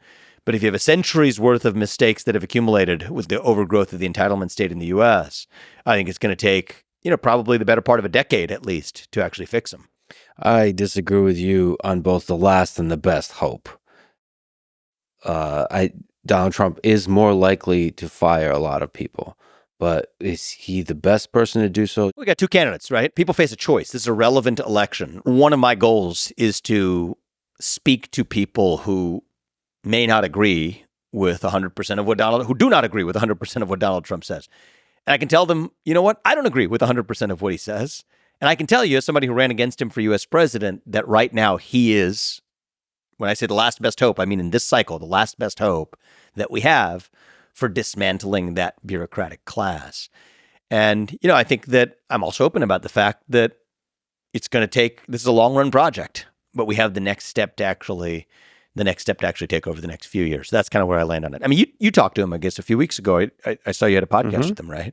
What was your impression about his preparedness to do it? My impression is his priority allocation was different than yours. I think he's more focused on some of the other topics that you are also focused on. Laser focused on. And there is a tension there, just as you've clearly highlighted. We share the same priority with respect to the southern border, and those are near-term fixes that we can hit out of the park in the first year. But at the same time, I think we got to think also on decade-long time horizons. So my own view is, I think that it is my conviction and belief that he does care about dismantling that federal bureaucracy, certainly more so than any Republican nominee we have had certainly in my lifetime. But I do think that there are going to be competing schools of thought where some will say, okay, well, we want to create a right-wing entitlement state, right? To shower federal subsidies on favored industries while keeping them away from disfavored industries and new bureaucracies to administer them. And, I don't come from that school of thought. I don't want to see the bureaucracy expand in a pro-conservative direction. I want to see the bureaucracy shrink in every direction. And, I do think that from my conversations with Donald Trump, I believe that he is well aligned with this vision of shrinking bureaucracy, but that's a longer-term project. There's so many priorities at play here, though. I mean, you really do have to do the Elon thing of walking into Twitter headquarters Shut it down with a sink, right? Let that sink in. That basically firing a very large number of people. And it's not just about the firing. It's about setting clear missions for the different departments that remain, hiring back because you overfire, hiring back based on meritocracy. I mean, it's a full-time. And it's not only full-time in terms of actual time, it's full-time psychologically because you're walking into a place, unlike a company like Twitter, an already successful company. In government, I mean, everybody around you, all the experts and the advisors are going to tell you you're wrong. Mm-hmm. And like, it's a very difficult psychological place to operate in because like you're constantly the asshole. And I mean, the certainty you have to have about what you're doing is just like nearly infinite because all the really smart people are telling you, no, this is a terrible idea. Sir, this is a terrible idea. No, you have to have this spine of steel to cut through what that short-term advice is you're getting. And I'll tell you, certainly, I intend to do whatever I can for this country, both in the next 4 years and beyond. But my voice on this will be crystal clear. And President Trump knows that's my view on it. And I believe he shares it deeply, is that all else equal, get in there and shut down as much of the excess bureaucracy as we can, do it as quickly as possible. And that's a big part of how we save our country. Okay, I'll give you an example that's really difficult tension, given your priorities. Immigration. There's an estimated 14 million illegal immigrants in the United States. You've spoken about mass deportation. Yes.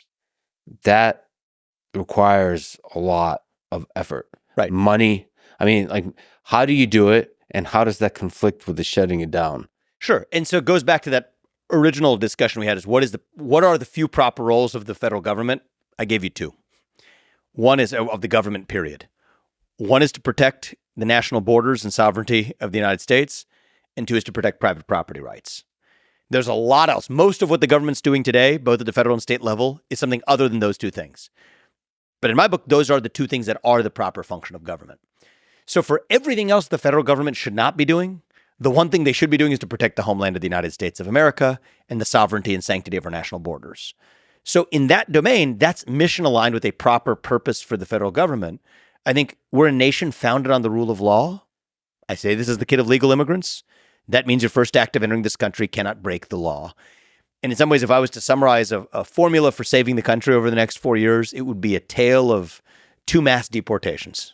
The mass deportations of millions of illegals who are in this country and should not be, and then the mass deportation of millions of unelected federal bureaucrats out of Washington, D.C.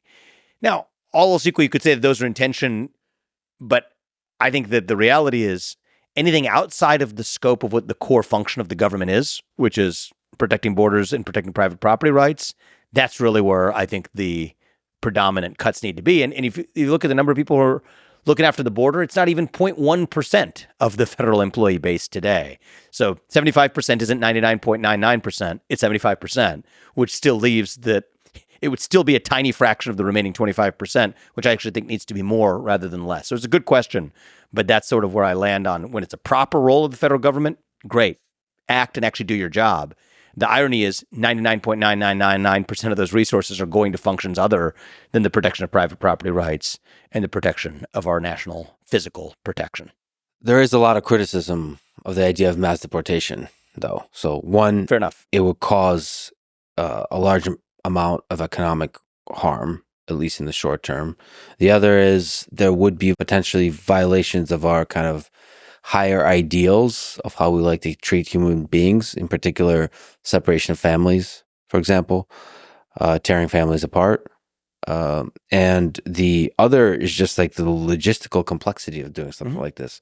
How do you answer some of those criticisms like this? So fair enough. And I would call those even not even criticisms, but just thoughtful questions, right? Even if somebody who's really aligned with doing this, those are thoughtful questions to ask.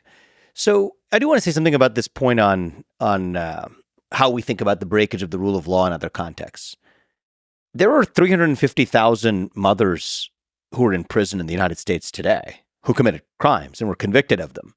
They didn't take their kids with them to those prisons either, right? So we face difficult trade-offs in all kinds of contexts as it relates to the enforcement of law.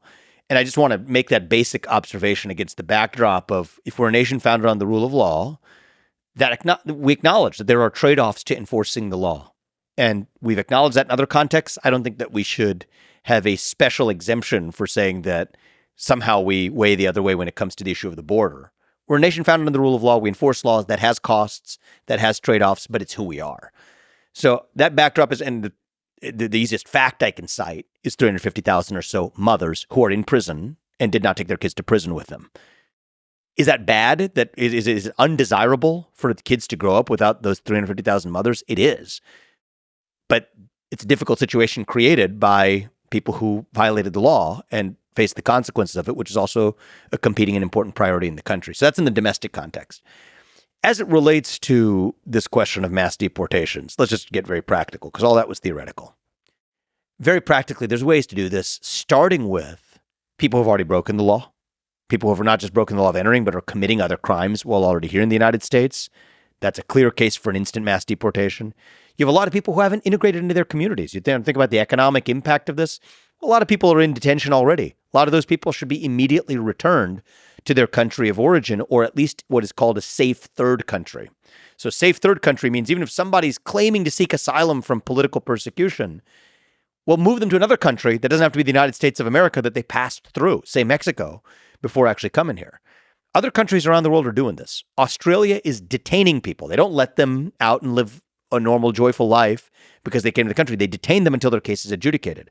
Well, the rates of fraud in Australia, of what people lie about what their conditions are, is way lower now than in the United States because people respond to those incentives.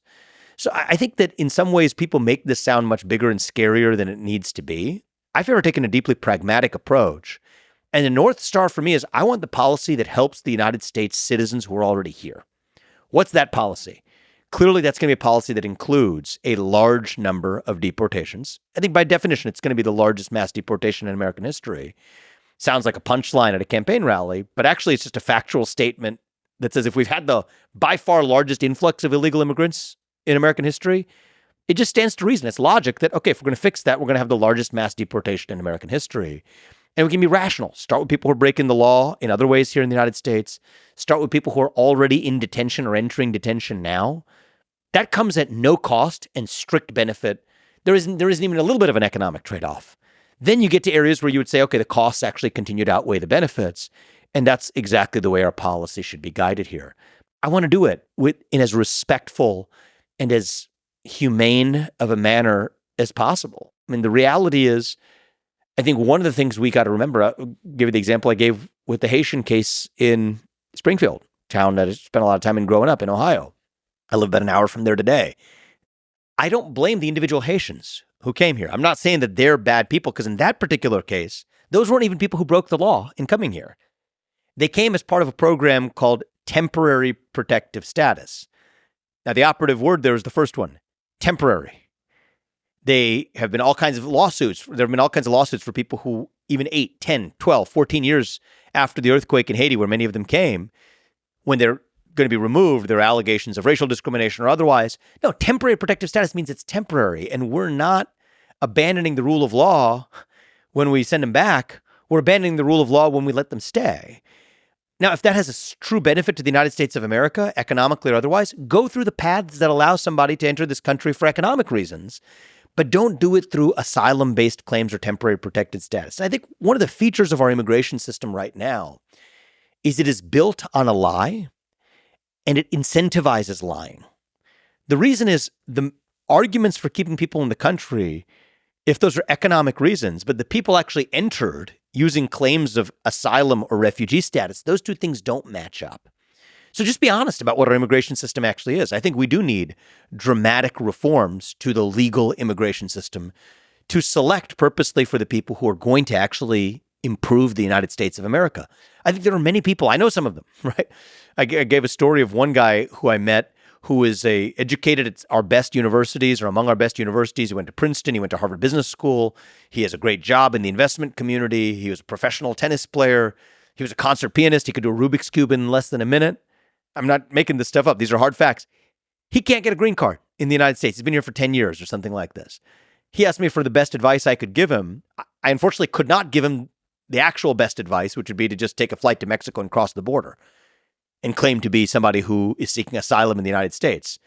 That would have been morally wrong advice, so I didn't give it to him. But practically, if you were giving him advice, that would be the best advice that you actually could give somebody, which is a broken system on both sides. People who are going to make those contributions to the United States and pledge allegiance to the United States and speak our language and assimilate, we should have a path for them to be able to add value to the United States. Yet they're not the ones who are getting in. It's actually the people, our immigration system selects for people who are willing to lie. That's what it does. Selects for people who are willing to say they're seeking refugee status or seeking asylum when in fact they're not. And then we have policymakers who lie after the fact using economic justifications to keep them here. But if it was an economic justification, that should have been the criteria you used to bring them in the first place, not this illusion of asylum or refugee status. There was a case, actually, even the New York Times reported on this, believe it or not, of a woman who came from Russia fleeing Vladimir Putin's intolerant anti-LGBTQ regime. She was fleeing persecution by the evil man Putin. She came here, and eventually when she was pressed on the series of lies, it came out that, and she was crying finally when she broke down and admitted this. She was like, I'm not even gay. I don't even like gay people. That's what she said. And yet she was pretending to be some sort of LGBTQ advocate who was persecuted in Russia, when in fact it was just somebody who was seeking better economic conditions in the United States. I'm not saying you're wrong to seek better economic conditions in the United States, but you are wrong to lie about it. And that's what you're seeing a lot of people, even in this industry of sort of quote unquote tourism to the United States, they're having their kids in the United States. They go back to their home country, but their kids enjoy birthright citizenship. That's built on a lie.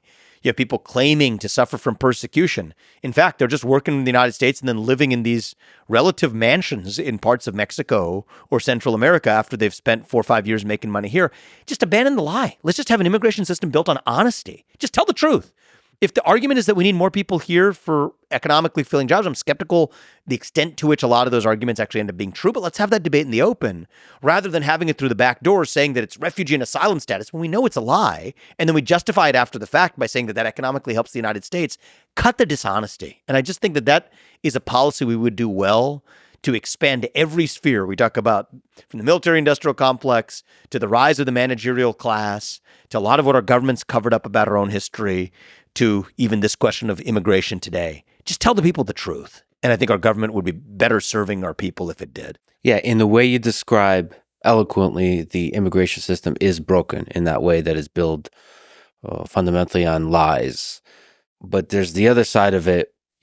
Illegal immigrants are used in political campaigns for fear-mongering, for example. So what I would like to understand is what is the actual harm that illegal immigrants are causing. So the claim, one of the more intense claims is of crime. And, I haven't studied this rigorously, but sort of the surface level studies all show that legal and illegal immigrants commit less crime than U.S. I think that is true for legal immigrants. I think it's not true for illegal immigrants. That's not what I saw. In sort of in this part of why I wrote this book, okay, and I mean the book is called Truths, so I better darn well have well-sourced facts in here, right? Can't be made up hypotheses, hard truths. And there's a chapter where even in my own research on it, Lex, I mean I know a lot about this issue from my time as a presidential candidate, but even in writing the chapter on the border here, I learned a lot from a lot of different dimensions, and some of which even caused me to revise some of my premises going into it, okay? My main thesis in that chapter is forget the demonization of illegal or legal immigrants or whatever, as you put it, right? Fear-mongering, just put all that to one side. I want an immigration system that is built on honesty. Identify what the objective is. We could debate the objectives. We might have different opinions on the objectives. Some people may say the objective is the economic growth of the United States. I air that argument in this book. And I think that that's insufficient personally. Personally, I think the United States is more than just an economic zone. It is a country. It is a nation bound together by civic ideals. I think we need to screen not just for immigrants who are going to make economic contributions, but those who speak our language, those who are able to assimilate, and those who share those civic ideals and know the U.S. history even better than the average U.S. citizen who's here. That's what I believe.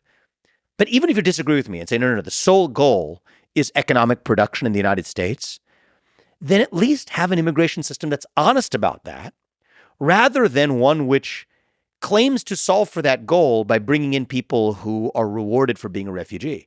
We should reward the people in that model, which is, I don't even think should be the whole model. But even if that were your model, reward the people who are have demonstrably proven that they would make economic contributions to the United States, not the people who have demonstrated that they're willing to lie to achieve a goal. And right now, our immigration system, if it rewards one quality over any other, if there's one parameter that it rewards over any other, it isn't civic allegiance to the United States.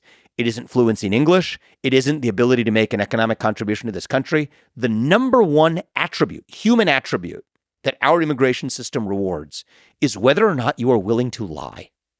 And the people who are telling those lies about whether they're seeking asylum or not are the ones who are most likely to get in. And the people who are most unwilling to tell those lies are the ones who are actually not getting in. That is a hard, uncomfortable truth about our immigration system. And the reason is because the law says you only get asylum if you're going to face bodily harm or near-term risk of bodily injury based on your religion, your ethnicity, or certain other factors. And so when you come into the country, you're asked, do you fill that criteria or not? And the number one way to get into this country is to check the box and say yes. So that means just systematically, like imagine if you're a university, Harvard or Yale or whatever, you're running your admissions process. The number one attribute you're selecting for isn't your SAT score, it isn't your GPA, it isn't your athletic accomplishments. It's whether or not you're willing to lie on the application. You're going to have a class populated by a bunch of charlatans and frauds. That's exactly what our immigration system is doing to the United States of America, is it is literally selecting for the people who are willing to lie. Let's say you have somebody who's a person of integrity, says, okay, I want a better life for my family, but I want to teach my kids that I'm not going to lie or break the law to do it. That person is infinitely less likely to get into the United States. I know it sounds provocative to frame it that way, but it is not an opinion. It is a fact that is the number one human attribute that our current immigration system is selecting for. I want an immigration system centered on honesty. In order to implement that, we require acknowledging what the goals of our immigration system are in the first place. And there we have competing visions on the right. Okay, amongst conservatives, there's a rift. Some conservatives believe, I respect them for their honesty, I disagree with them, believe that the goal of the immigration system should be to, in part, protect American workers from the effects of foreign wage competition. That if we have immigrants, it's going to bring down prices, and we need to protect American workers from the effects of that downward pressure on wages. It's a goal. It's a coherent goal. I don't think it's the right goal, but many of my friends on the right believe that's a goal. But at least it's honest, and then we can design an honest immigration system to achieve that goal if that's their goal. I have other friends on the right that say the sole goal is economic growth. Nothing else matters. I disagree with that as well. My view is the goal should be whatever enriches the civic quality of the United States of America. That includes those who know the language, know our ideals, pledge allegiance to those ideals, and also are willing to make economic contributions to the country, which is one of our ideals as well. But whatever it is, we can have that debate. I have a very different view. I don't think it's a proper role of immigration policy to make it a form of labor policy, because the United States of America is founded on excellence. We should be able to compete. But that's a policy debate we can have. But right now, we're not even able to have the policy debate because the whole immigration policy is built on not only a lie, but on rewarding those who do lie. And that's what I want to see change. Just to linger a little bit on the demonization and to bring Ann Coulter into the picture, which I recommend people should listen to your conversation with her. I haven't listened to her much, but she had this thing where she's clearly admires and respects you as a human being. And she's basically saying you're one of the good ones. And this idea that you had this brilliant question of like, what does it mean to be an American? Mm-hmm. And she basically said, not you, Vivek. But she said, well, maybe you, but not people like you. So that whole kind of approach to immigration, I think, is really anti-meritocratic. And maybe even anti-American. Anti-American, yeah. So I want to confront this directly because it is a popular current on the American right. And the reason I'm not picking on Ann Coulter specifically is I think actually it's a much more widely shared view, and I just give her at least credit for willing to articulate it, a view that the blood and soil is what makes for your American identity, your genetic lineage. And I just reject that view. I think it's anti-American. I think what makes for an American identity is your allegiance, your unabiding allegiance to the founding ideals of this country and your willingness to pledge allegiance to those ideals. So those are two different views. I think that there is a view on the American right now that says that we're not a creedal nation, that our nation is not about a creed. It's about a physical place and a physical homeland. I think that view fails on several accounts. Obviously, we're a nation. Every nation has to have a geographic space that it defines as its own. So obviously, we are, among other things, a geographic space. But the essence of the United States of America, I think, is the common creed, the ideals that hold that common nation together. Without that, a few things happen. First of all, American exceptionalism becomes impossible, and I'll tell you why. Every other nation is also built on the same idea. Most nations have been built on common blood and soil arguments, genetic stock of, Italy or Japan would have a stronger national identity than the United States in that case because they have a much longer standing claim on what their genetic lineage really was. The ethnicity of the people is far more pure in those contexts than in the United States. So that's the first reason. American exceptionalism becomes impossible. The second is there's all kinds of contradictions that then start to emerge. If your claim on American identity is defined based on how long you've been here, well, then the Native Americans would have a far greater claim of being American than somebody who came here on the Mayflower or somebody who came here afterwards. Now, maybe that blood and soil view is, no, it's not quite the Native Americans. You only have to start at this point and end at this point. So on this view of blood and soil identity, it has to be, okay, you couldn't have come before a certain year, then it doesn't count. But if you came after a certain year, it doesn't count either. That just becomes highly uncompelling as a view of what American national identity actually is, versus my view that American national identity is grounded on whether or not you pledge allegiance to the ideals codified in the Declaration of Independence and actualized in the U.S. Constitution. And, it's been said, some of my friends on the right have said things like, people will not die for a set of ideals. People won't fight for abstractions or abstract ideals. I actually disagree with that. The American Revolution basically disproves that. The American Revolution was fought for anything over abstract ideals that said that, we believe in self-governance and free speech and free exercise of religion. That's what we believe in the United States, which was different from old world England. So I do think that there is this brewing debate on the right. And do I disagree like hell with Ann Coulter on this? Absolutely. And did I take serious issue with some of the things she told me? Absolutely. But I also believe that she had the stones to say, if I may say it that way, the things that many on the right believe, but haven't quite articulated in the way that she has. And I think we need to have that debate in the open. Now, personally, I think most of the conservative movement actually is with me on this, but I think it's become a very popular counter-narrative in the other direction to say that, your vision of American identity is far more physical in nature. And to me, I think it is still ideals-based in nature. And I think that that's a good debate for the future for us to have in the conservative movement. And I think it's going to be a defining feature of what direction the conservative movement goes in the future. Quick pause. Bathroom break? Yeah. Let me ask you to, again, steel man the case for and against Trump. So my biggest criticism for him is the fake elector scheme, the 2020 election, and actually the 2020 election in the way you formulated in The Nation of Victims. It's just the entirety of that process, instead of focusing on winning, doing a lot of whining. I like people that win, not whine, even when the refs are biased in whatever direction. So look, I think the United States of America, I preach this to the left. I preach it to my kids. We got to accept it on our own side too. We're not going to save this country by being victims. We're going to save this country by being victorious. Okay. And I don't care whether it's left-wing victimhood, right-wing victimhood. I'm against victimhood culture. The number one factor that determines whether you achieve something in life is you.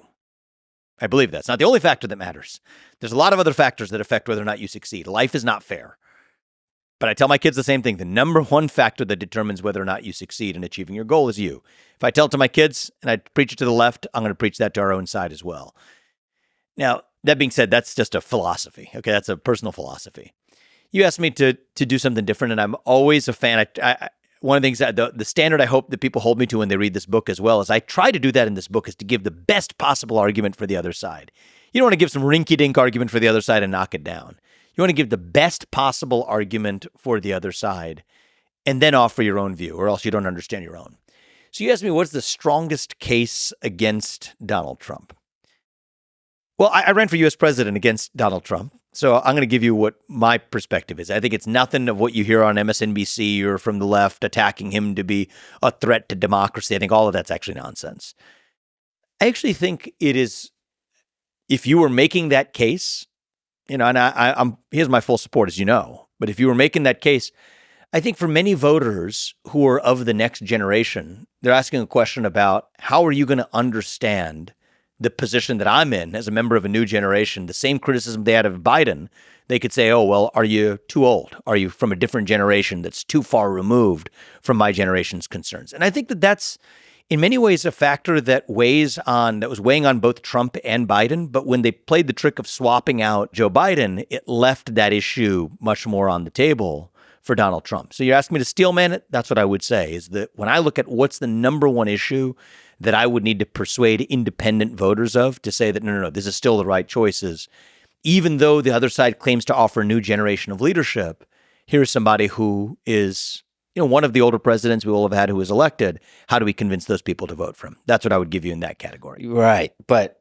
I get it. And you share a lot of ideas with Donald Trump. So I get when you're running for president that you would say that kind of thing. But there's other criticism you could provide. And again, on the 2020 election. Let me ask you. You spoke to Donald Trump recently. Mm-hmm. What's your top objection to potentially voting for Donald Trump? And let me see if I can address that. the 2020 election and not in the TDS kind of objection. It's just, I don't think there's clear, definitive evidence that there was voter fraud. Let me ask you about a different area. Hold on a second. I think there's a lot of interesting topics about the influence of media, of tech, and so on. But I want a president that has a good, clear relationship with the truth and knows what truth is, what is true, and what is not true. And moreover, I want a person who doesn't play victim, like you said, who focuses on winning and winning big. And if they lose, like, walk away with honor and win bigger next time, or like channel that into growth and winning in some other direction. So just like the strength of being able to give everything you got to win and walk away with honor if you lose. And everything that happened around 2020 election is just goes against that to me. So I'll respond to that. Sure. Obviously, I'm not the candidate, but I'm going to give you my perspective nonetheless. I think we have seen some growth from Donald Trump over that first term and the experience of the 2020 election. And you hear a lot of that on the campaign trail. I heard a lot of that even in the conversation that he had with you. I think he is more ambitious for that second term than he was for that first term. So I thought that was the most interesting part of what you just said, is you're looking for somebody who has growth from their own experiences. Say what you will, I have seen, personally, I believe, some meaningful level of personal growth and ambition for what Donald Trump hopes to achieve for the country in the second term that he wasn't able to for one reason or another. You know, COVID, you could put a lot of different things on it, but in that first term. Now, I think the facts of the backdrop of the 2020 election actually really do matter. I don't think you can isolate one particular aspect of criticizing the 2020 election without looking at it holistically. On the eve of the 2020 presidential election, we saw a systematic, bureaucratically and government-aided suppression of probably the single most important piece of information released on the eve of that election, the Hunter Biden laptop story, revealing potentially a compromised U.S. presidential candidate. His family was compromised by foreign interests, and it was suppressed as misinformation by every major tech company. The New York Post had its own Twitter account locked at that time. And we now know that many of the censorship decisions made in the year 2020 were actually made at behest of U.S. bureaucratic actors in the deep state, threatening those tech companies to do it, or else those tech companies would face consequence. I think it might be the most undemocratic thing that's happened in the history of our country, actually, is the way in which government actors who were never elected to the government used private sector actors to suppress information on the eve of an election that, based on polling afterwards, likely did influence the outcome of the 2020 presidential election. That was election interference of the highest order. So I think that that's just a hard fact that we have to contend with. And I think a lot of what you've heard in terms of complaints about the 2020 election, whatever those complaints have been, take place against the backdrop of large technology companies interfering in that election in a way that I think did have an impact on the outcome. I personally believe if the Hunter Biden laptop story had not been suppressed and censored, I think Donald Trump would have been unambiguous. I think the president of the United States right now would be Donald Trump. No doubt about it, in my mind. If you look at polling before and after and the impact that would have had on the independent voter. Now you look at, okay, let's talk about constructive solutions, because I care about moving the country forward. What is a constructive solution to this issue of concerns about election integrity? Here's one. Single-day voting on Election Day as a national holiday with paper ballots and government-issued voter ID to match the voter file. I favor that. We do it even in Puerto Rico, which is a territory of the United States. Why not do that everywhere in the United States? And I'll make a pledge. I'll do it right here, right? My pledge is, as a leader in our movement, I will do everything in my power to make sure we are done complaining about stolen elections if we get to that simple place of basic election security measures. I think they'd be unifying, too. Make Election Day a national holiday that unites us around our civic purpose one day. Single-day voting on Election Day as a national holiday with paper ballots and government-issued voter ID to match the voter file. Let's get there as a country, and you have my word. I will lead our movement in whatever way I can to make sure we are done complaining about stolen elections and fake ballots. And I think that the fact that you see resistance to that proposal, which is otherwise very practical, very reasonable, nonpartisan proposal, I think the fact of that resistance actually provokes a lot of understandable skepticism. Understandable skepticism of, okay, what else is actually going on? If not that, what exactly is going on here? Well, I think I agree with a lot of things you said. Probably disagree, but it's hard to disagree with the Hunter Biden laptop story, whether that would have changed the We results can't of the know, election. obviously. Right. I looked at some post-election polling about the views that would have had, and I can't prove that to you, but that's my instinct. It's my opinion. I think that's just one example, maybe a sexy example of a bias in the complex of the media. And there's bias in the other direction too, but probably there's bias. It's hard to characterize bias as one of the Let me ask you one question about, because there's bias is one thing, bias in reporting, censorship is another. So I would be open-minded to hearing an instance of, and if I did hear it, I would condemn it, of the government systematically ordering tech companies to suppress information that was favorable to Democrats, suppress that information to lift up Republicans. If there was an instance that we know of government bureaucrats that were ordering technology companies covertly to silence information that voters otherwise would have had to advantage Republicans at the ballot box, to censor it, I would be against that. And I would condemn that with equal force as I do to the suppression of the Hunter Biden laptop story, suppression and censorship of the origin of COVID-19. All happened in 2020. These are hard facts. I'm not aware of one instance. If you are aware of one, let me know, because I would condemn it. Most people in tech companies are privately, their political persuasion is on the left. And most journalists, majority of journalists are on the left. But to characterize the actual reporting and the impact of the reporting in the media and the impact of the censorship is difficult to do. But that's a real problem, just like we talked about, a real problem in immigration. But there's two different problems. I just want to sort them out, right? Because I have a problem with both. You talked about two issues, and I think both are important, but they're different issues.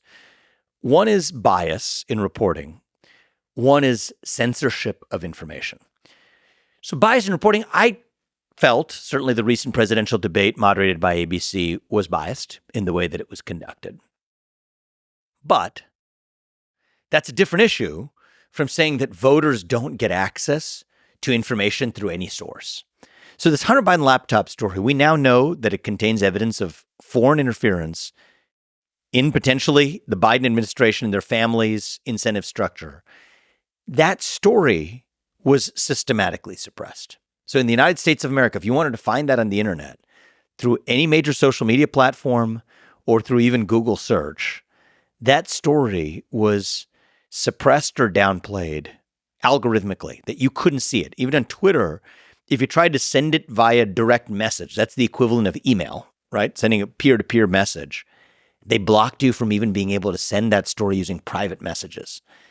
That, I think, is a different level of concern. That's not bias at that point. That's outright interference in whether or not, that's outright interference in the election. Let's do a thought experiment here. Let's suppose that Russia orchestrated that. What would the backlash be? Let's say the Russian government orchestrated the U.S. election. They interfered in it by saying that tech companies, they worked with them covertly to stop U.S. citizens from being able to see information on the eve of an election. There would be a mass uproar in this country if the Russian government orchestrated that. Well, if actors in the U.S. government bureaucracy or the U.S. technology industry bureaucracy orchestrated the same thing, then we can't apply a different standard to say that if Russia did it, it's really bad and interfered in our election. But if it happened right here in the United States of America, and by the way, they blamed Russia for it falsely on the Russian disinformation of the Hunter Biden laptop story, that was a false claim. We have to apply the same standard in both cases. And so the fact that if that were Russian interference, it would have been an outcry, but now it happened domestically and we just call that, hey, it's a little bit of bias ahead of an election.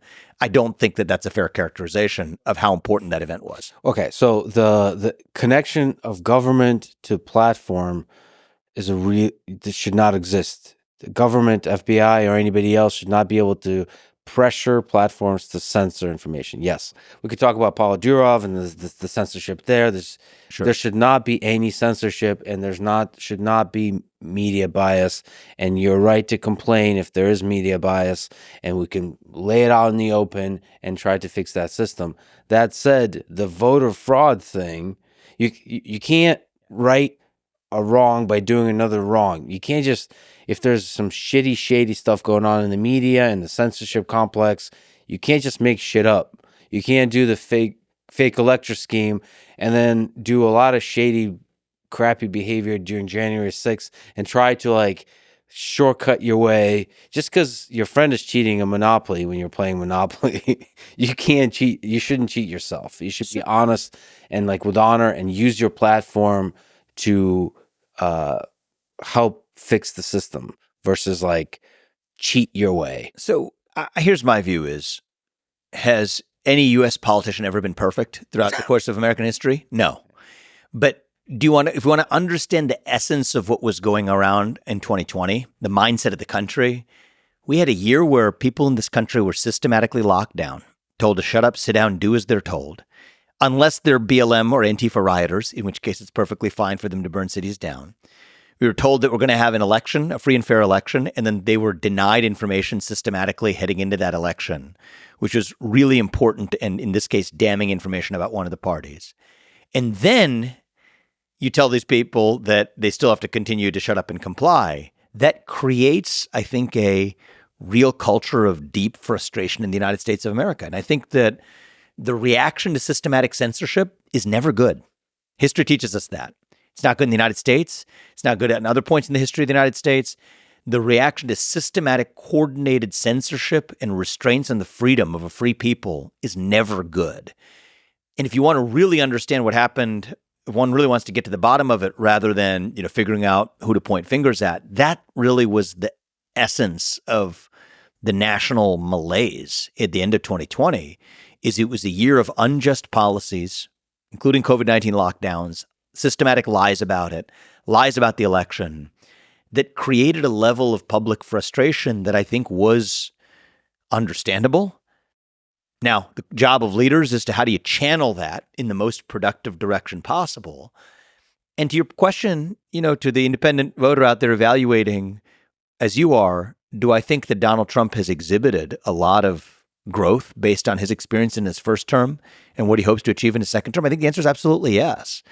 And so even if you don't agree with everything that he's said or done in the choice ahead of us in this election, I still believe he's unambiguously the best choice to revive that sense of national pride and also prosperity in our country.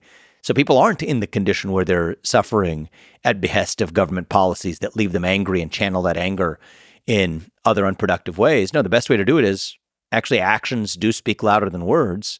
Implement the policies that make people's lives better. And I do think that that's the next step of how we best save the country. Are you worried if in this election, it's a close election and Donald Trump loses by a whisker, that there's chaos that's unleashed? And how do we minimize the chance of that? I mean, I don't think that that's a concern to frame narrowly in the context of Donald Trump winning it or losing it by a whisker. I think this is a man who, in the last couple of months, in a span of 2 months, has faced 2 assassination attempts. And we're not talking about theoretical attempts. We're talking about like gunshots fired. That is history changing in the context of American history. We haven't seen that in a generation. And yet now that has become normalized in the U.S. So do I worry we're skating on thin ice as a country? I do. I do think it is a little bit strange to obsess over our concerns or national or media concerns over Donald Trump, when in fact he's the one on the receiving end of fire from assailants who reportedly are saying exactly the kinds of things about him that you hear from the Democratic machine. And I do think that it is irresponsible, at least, for the Democratic Party to make their core case against Donald Trump. It was Joe Biden's entire message for years that he's a threat to democracy and to the existence of America. Well, if you keep saying that about somebody against the backdrop conditions that we live in as a country, I don't think that's good for a nation. And so do I have concerns about the future of the country? Do I think we're skating on thin ice? Absolutely. And I think the best way around it is really through it. Through it in this election, win by a landslide. I think a unifying landslide could be the best thing that happens for this country, like Reagan delivered in 1980 and then again in 1984. And in a very practical note, a landslide minus some shenanigans is still going to be a victory. That, I think, is how we unite this country. And so I don't think, a 50.001 margin where cable news is declaring the winner 6 days after the election, I don't think that's going to be good for the country. I think a decisive victory that unites the country, turns the page on a lot of the challenges of the last 4 years and says, okay, this is where we're going. This is who we are and what we stand for. This is a revival of our national identity and revive national pride in the United States, regardless of whether you're a Democrat or Republican. That, I think, is achievable in this election, too. And that's what the outcome I'm rooting for. So just to pile on, since we're steelmanning the criticism against Trump, is the rhetoric. I wish there was less of, although at times it is so ridiculous, it is entertaining, the I hate Taylor Swift type of tweets or truths or whatever. I don't think that's... He's a funny guy. I mean, the reality is different people have different attributes. One of the attributes for Donald Trump is he's one of the funnier presidents we've had in a long time. That might not be everybody's cup of tea. Maybe different people don't want, that's not a quality they value in their president. I think at a moment where you're also able to make, I will say this much, is everybody's got different styles. Donald Trump's style is different from mine. But I do think that if we're able to use levity in a moment of national division, in some ways, I think right now is probably a role where really good stand-up comedians could probably do a big service to the country if they're able to laugh at everybody 360 degrees. So they can go up there and make fun of Donald Trump all they want, do it in a lighthearted and manner that loves the country, do the same thing to Kamala Harris with an equal standard. I think that's actually good for the country. But, I think I'm more interested, Lex, as you know, in discussing the future direction of the country, my own views. I was a presidential candidate who ran against Donald Trump, by the way, and is supporting him now. But I just prefer engaging on the substance of what I think each candidate's going to achieve for the country rather than picking on really the personal attributes of either one, right? I'm not criticizing Kamala Harris's manner of laugh or whatever, one might criticize as like a personal attribute of hers that you may hear elsewhere. And I just think our country's better off if we have a focus on both the policies, but also who's going to be more likely to revive the country. That, I think, is a healthy debate headed to an election. I think everybody has their personality attributes, their flaws, what makes them funny and lovable to some people makes them irritating to others. I think that matters less heading into an election. I love that you do that. I love that you focus on policy and can speak for hours on policy. Let's look at foreign policy. Sure. What kind of peace deal do you think is possible, feasible, optimal in Ukraine? If you sat down, you became president, if you sat down with Zelensky and sat down with Putin, what do you think is possible to talk to them about? One of the hilarious things you did, which were intense and entertaining, your debates in the primary, but anyway, is how you grilled the other candidates that didn't know any regions. They wanted to send money and troops and lead to the deaths of hundreds of thousands of people, and they didn't know any of the regions in Ukraine. Yeah. You had a lot of zingers in that one. But anyway, how do you think about negotiating with world leaders about what's going on there? Yeah, so look, I think that let's just get the self-interest of each party on the table. And it's to be very transparent about it. From everyone's perspective, they think the other side is the aggressor or whatever. Just get it on the table. Russia is concerned about NATO shifting the balance of power away from Russia to Western Europe when NATO has expanded far more than they expected to, and frankly, that Russia was told that NATO was going to expand. It's an uncomfortable fact for some in America, but James Baker made a commitment to Mikhail Gorbachev in the early 90s, where he said NATO would expand not 1 inch past East Germany. Well, NATO's expanded far more after the fall of the USSR than it did during the existence of the USSR. And that is a reality we have to contend with. That's the Russian perspective. From the Western perspective. The hard fact is Russia was the aggressor in this conflict, crossing the boundaries of a sovereign nation. And that is a violation of international norms, and it's a violation of the recognition of international law. Nations without borders are not a nation. And so against that backdrop, what's the actual interest of each country here? I think if we're able to do a reasonable deal that gives Russia the assurances it needs about what they might allege as NATO expansionism violating prior commitments, but get codified commitments for Russia that we're not going to see willy-nilly behavior of just randomly deciding they're going to violate the sovereignty of neighboring nations and have hard assurances and consequences for that. That's the beginnings of a deal. But then I want to be ambitious for the United States. I want to weaken the Russia-China alliance. And I think that we can do a deal that gives some real gives to Russia, conditioned on Russia withdrawing itself from its military alliance with China. And this could be good for Russia, too, in the long run, because right now, Vladimir Putin does not enjoy being Xi Jinping's little brother in that relationship. But Russia's military, combined with China's naval capacity and Russia's hypersonic missiles and China's economic might, together those countries in an alliance pose a real threat to the United States. But if as a condition for a reasonable discussion about where different territories land, given what's occupied right now, hard requirements that Russia remove its military presence from the Western Hemisphere. People forget this. Cuba, Venezuela, Nicaragua, we don't want a Russian military presence in the Western Hemisphere. That too would be a win for the United States. No more joint military exercises with China off the coast of the Aleutian Islands. The kinds of wins that the United States wants to protect the West's security, get Russia out of the Western Hemisphere, certainly out of the North American periphery, and then also make sure that Russia's no longer in that military alliance with China. In return for that, able to provide Russia some things that are important to Russia, we'd have to have a reasonable discussion about what the territorial concessions would be at the end of this war to bring it to peace and resolution, and what the guarantees are to make sure that NATO is going to not expand beyond the scope of what the United States has at least historically guaranteed. That, I think, together would be a reasonable deal that gives every party what they're looking for, that results in immediate peace, that results in greater stability, and most importantly, weakening the Russia-China alliance, which I think is the actual threat that we have so far, no matter who in this debate of more or less Ukraine funding has really failed to confront. That, I think, is the way we de-escalate the risk of World War III and weaken the threats to the West by actually dismantling that alliance. So from the American perspective, the main interest is weakening the alliance between Russia and China. Yes. I think the military alliance between Russia and China represents the single greatest threat we face. Yeah. So do a deal that's very reasonable across the board, but one of the main things we get out of it is weakening that alliance. So no joint military exercises, no military collaborations. These are monitorable. These are monitorable attributes. If there's cheating on that, we're going to immediately have consequences as a consequence of their cheating.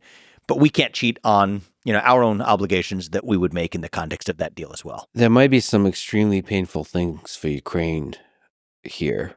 So Ukraine currently captured a small region in Russia, the Kursk region, but Russia has captured giant chunks, Donetsk, Luhansk, Zaporizhzhia, Kherson regions.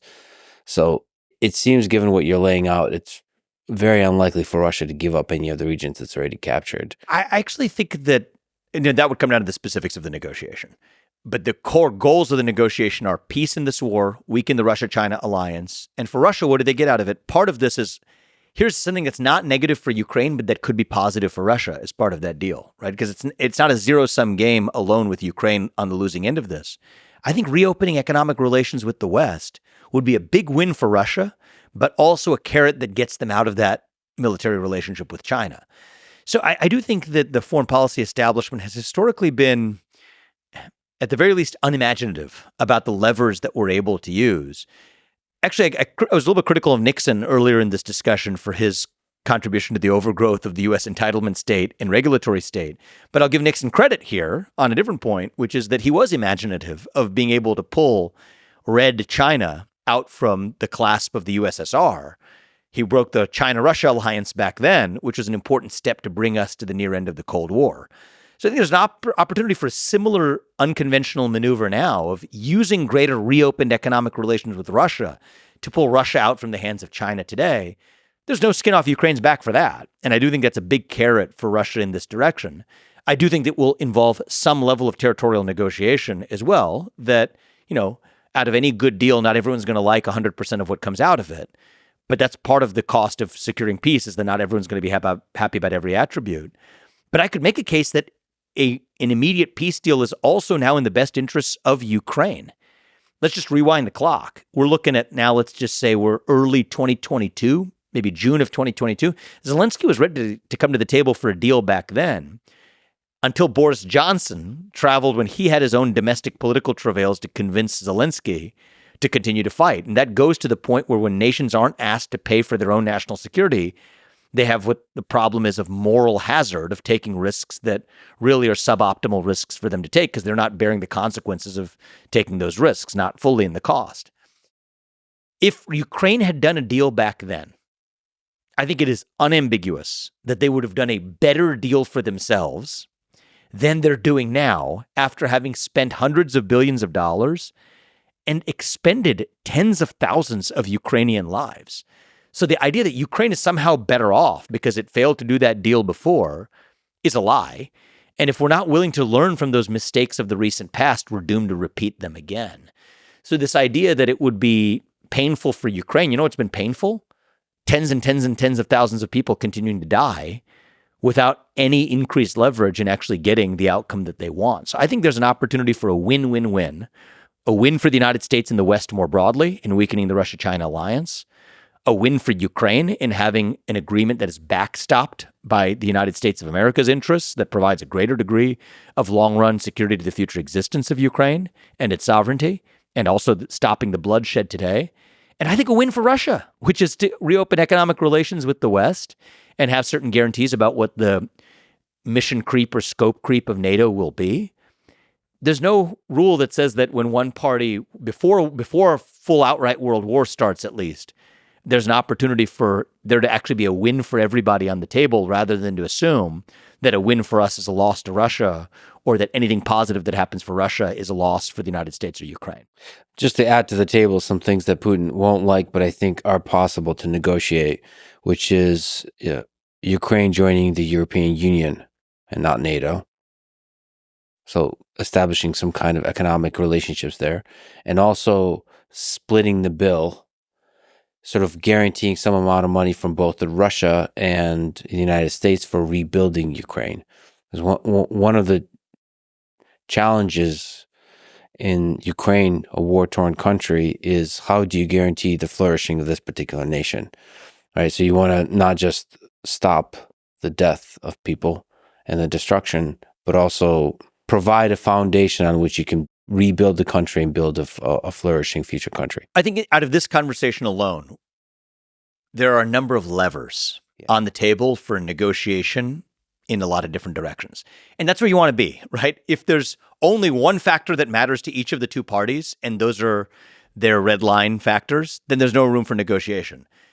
This is a deeply complicated, historically intricate dynamic between Ukraine and Russia, and between NATO and the United States and the Russia-China alliance, and economic interests that are at issue combined with the geopolitical factors.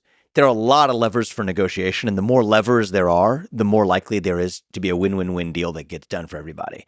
So I think it should be encouraging. The fact that there are as many different possible levers here almost makes certain that a reasonable, practicable peace deal is possible.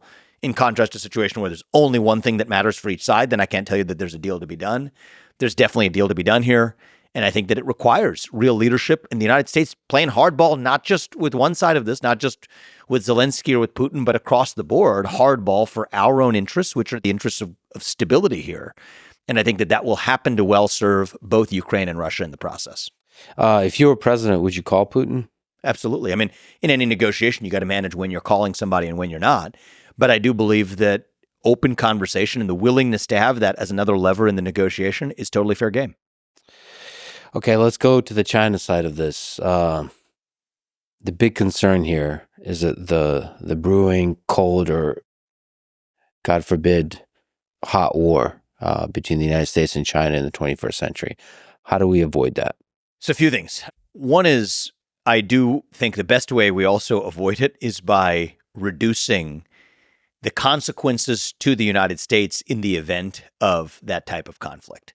Because at that point, what you're setting up for, if the consequences are existential for the United States, then what you're buying yourself in the context of what could be a small conflict is an all-out great war. So the first thing I want to make sure we avoid is a major conflict between the United States and China, like a World War level conflict.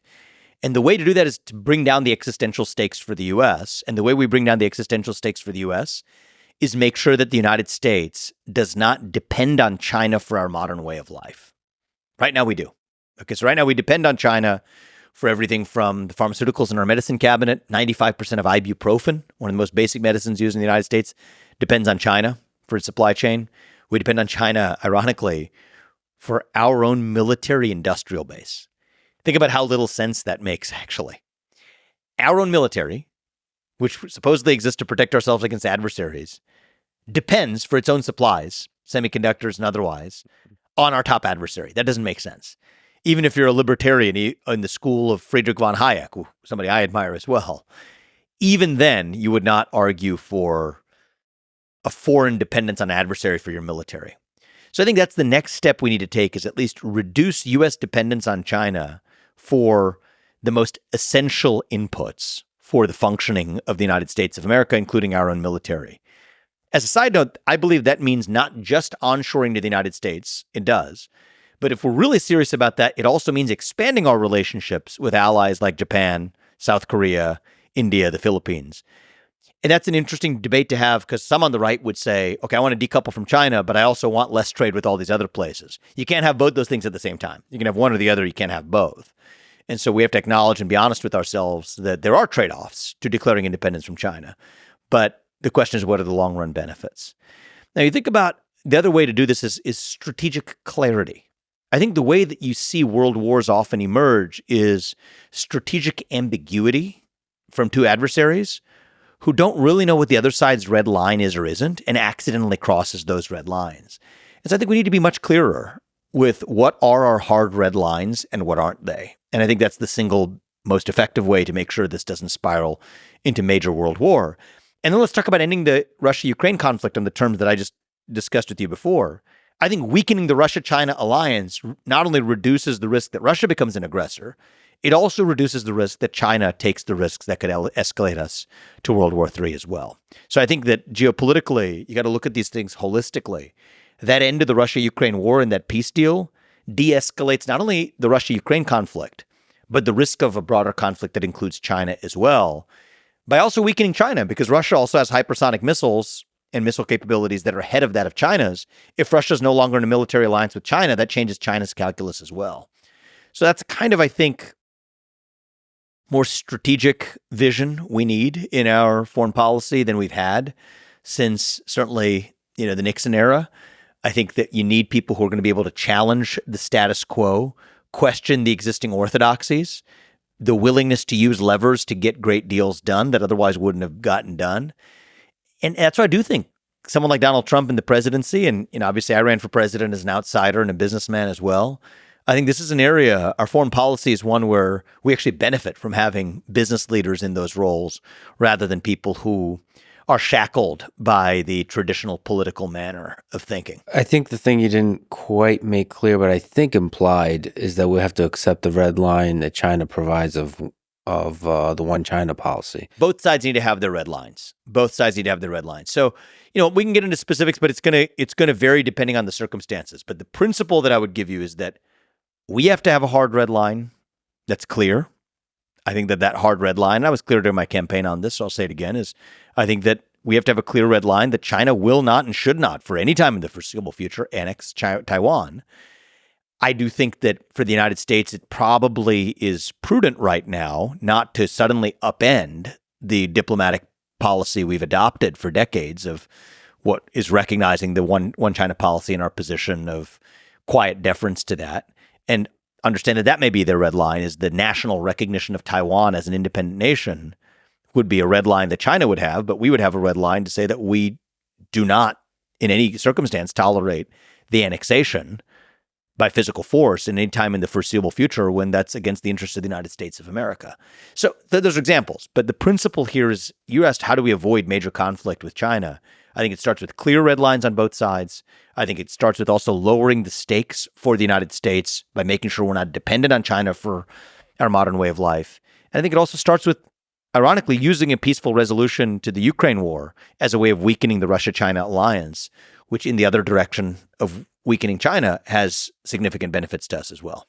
But what do you do when China says very politely, we're going to annex Taiwan, whether you like it or not? Against the backdrop that I just laid out, that's not going to happen. That wouldn't happen if we actually make sure that we're crystal clear about what our red lines and priorities are. We're also dependent on Taiwan right now for our own semiconductor supply chain. So China knows that's going to draw us into serious conflict in that circumstance. So against the backdrop of clearly drawn red lines, against the backdrop of Russia no longer automatically being in China's camp, that's a big lever. I think also strengthening our relationship with other allies where we have room to strengthen those relationships, like India. And I'm not just saying that, because my name is Vivek Ramaswamy, right? I'm saying it because it's strategically important to the United States to understand that, God forbid, in a conflict scenario, China would perceive some risk to the Indian Ocean or the Andaman Sea, no longer being reliable for getting Middle Eastern oil supplies. There's a lot of levers here, but I think that if we are both strategically clear with our allies and with our adversaries about what our red lines are, what our priorities are, reasonable deals that pull Russia out of the hands of China and vice versa, reasonable allies and relationships that cause China to question whether it can continue to have the same access to Middle Eastern oil supplies as it does today, and then clear red lines with China itself about what we definitely aren't okay with, and understand that they may have certain red lines too. That allows us, I think, to still avoid what many people will call the unavoidable conflict, the Thucydides trap, against a circumstance of when there's a rising power against the backdrop of a declining power, conflict always becomes inevitable. That's a theory. It's not a law of physics. And I don't think that, A, we have to be a declining power, and B, I don't think that has to necessarily result in major conflict with China here. It's going to require real leadership with a spine. And you don't have to judge based on international relations theory to form your view on this. 4 years under Trump, we didn't have major conflicts in the Middle East, in places like Russia, Ukraine. We were on the cusp of war with North Korea when Obama left office and Trump took over. 4 years under Biden, less than 4 years under Biden and Harris, what do you have? Major conflicts in the Middle East, major conflict in Russia, Ukraine. Judge by the results. And, I would say that even if you're somebody who disagrees with a lot of Donald Trump and you don't like his style, if your single issue is you want to stay out of World War III, I think there's a pretty clear case for why you go for Trump in this election. So Prime Minister Modi, I think you've complimented him in a bunch of different directions, one of which is when you're discussing nationalism. Yeah, I believe that, somebody I've gotten to know actually reasonably well, for example, recently is Giorgia Meloni, who's a leader of Italy. Told her the same thing. One of the things I love about her as a leader of Italy is that she does not apologize for the national identity of the country and that she stands for certain values uncompromisingly. And she doesn't give a second care about what the media has to say about it. One of the things I loved last time I spoke to her when she was in the U.S., when we sat down, was she talked about she doesn't even read the newspaper. She doesn't read and watch the media, and it allows her to make decisions that are best for the people. And there are elements of that in Modi's approach as well, which I respect about him, is he doesn't apologize for the fact that India has a national identity and that the nation should be proud of it. But I'm not saying that because I'm proud of Meloni or Modi for their own countries. I'm American. I think there are lessons to learn from leaders who are proud of their own nation's identity rather than apologizing for it. And I think it's a big part of, it's why I ran for president on a campaign centered on national pride. It's also why I'm not only voting for, but actively supporting Donald Trump, because I do think he is going to be the one that restores that missing national pride in the United States. And, I touch on this as well in the book. There's a chapter here. It says nationalism isn't a bad word. I think nationalism can be a very positive thing if it's grounded in the actual true attributes of a nation. And in the United States, that doesn't mean ethno-nationalism, because that was not what the national identity of the United States was based on in the first place. But a civic nationalism grounded in our actual national ideals, that is who we are. And I think that is something that we've gotten uncomfortable with in the country, is to say that, I'm proud of being American and I believe in American exceptionalism. Somehow that's looking down on others. No, I'm not looking down on anybody, but I'm proud of my own country. And I think Modi's revived that spirit in India in a way that was missing for a long time, right? India had an inferiority complex, a psychological inferiority complex. But now to be proud of its national heritage and its national myth-making and its national legacy and history, and to say that, every nation does have to have a kind of myth-making about its past, and to be proud of that. It's like Malcolm X actually said this here in the United States. He said, a nation without an appreciation for its history is like a tree without roots. It's dead. And I think that that's true not just for the United States. I think it's true for every other nation. I think leaders like Maloney in Italy, leaders like Modi in India have done a great job that I wish to bring that type of pride back in the United States. And whatever I do next, Lex, I'll tell you this is, I think reviving that sense of identity and pride, especially in the next generation, is one of the most important things we can do for this country. Speaking of what you do next, any chance you run in 2028? Well, I'm not going to rule it out. I mean, that's a long time from now. And I'm most focused on what I can do in the next chapter for the country. I ran for president, million things that I learned from that experience that you can only learn by doing it. It was very much a, fire first, aim later. When getting into the race, there was no way I could have planned and plotted this out as somebody who was coming from the outside. I was 37 years old, came from the business world. So there was a lot that only could learn by actually doing it, and I did. But I care about the same things that led me into the presidential race, and I don't think the issues have been solved. I think that we have a generation that is lost in the country. It's not just young people. I think it's all of us in some ways are hungry for purpose and meaning at a time in our history when the things that used to fill that void in our heart, they're missing. And I think we need a president who both has the right policies for the country, seal the border, grow the economy, stay out of World War III, end rampant crime. Yes, we need the right policies. But we also need leaders who, in a sustained way, revive our national character, revive our sense of pride in this country, revive our identity as Americans. And, I think that need exists as much today as it did when I first ran for president. I don't think it's going to be automatically solved in just a few years. I think Donald Trump is the right person to carry that banner forward for the next 4 years. But after that, we'll see where the country is headed into 2028. And whatever I do, it'll be whatever has a maximal positive impact on the country. I'll also tell you that my laser focus, maybe as distinct from other politicians on both sides, is to take America to the next level, to move beyond our victimhood culture, to restore our culture of excellence. We got to shut down that nanny state. The entitlement state, the regulatory state, the foreign policy nanny state. Shut it down and revive who we really are as Americans. And I'm as passionate about that as ever.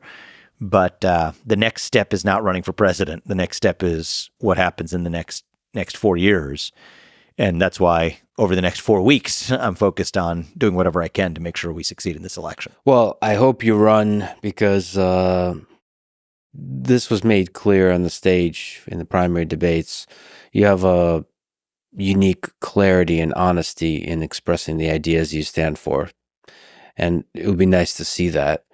I would also like to see the same thing on the other side, which would make for some badass, interesting debates. I would love nothing more than a kick-ass set of top-tier Democrat candidates. After 4 years of Donald Trump, we have a primary filled with actually people who have real visions for the country on both sides.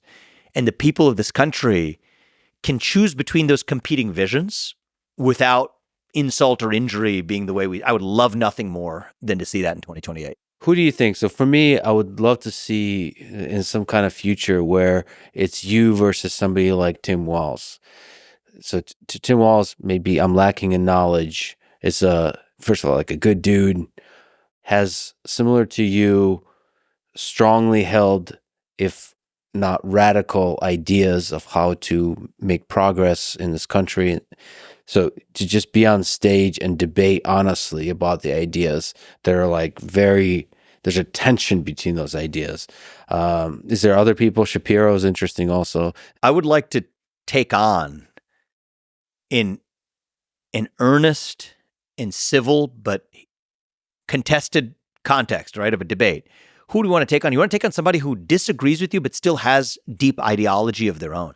I think John Fetterman's pretty interesting, right? He's demonstrated himself to be somebody who is thoughtful, able to change his mind on positions, but not in some sort of fake flippity-floppity way, but in a thoughtful evolution. Somebody who's been through personal struggles, somebody who I deeply disagree with on a lot of his views and most of his views, but who I can at least say he comes across at least as somebody who has been through that torturous process of really examining your beliefs and convictions, and has, when necessary, been able to preach to his own tribe where he thinks they're wrong. I think it's interesting.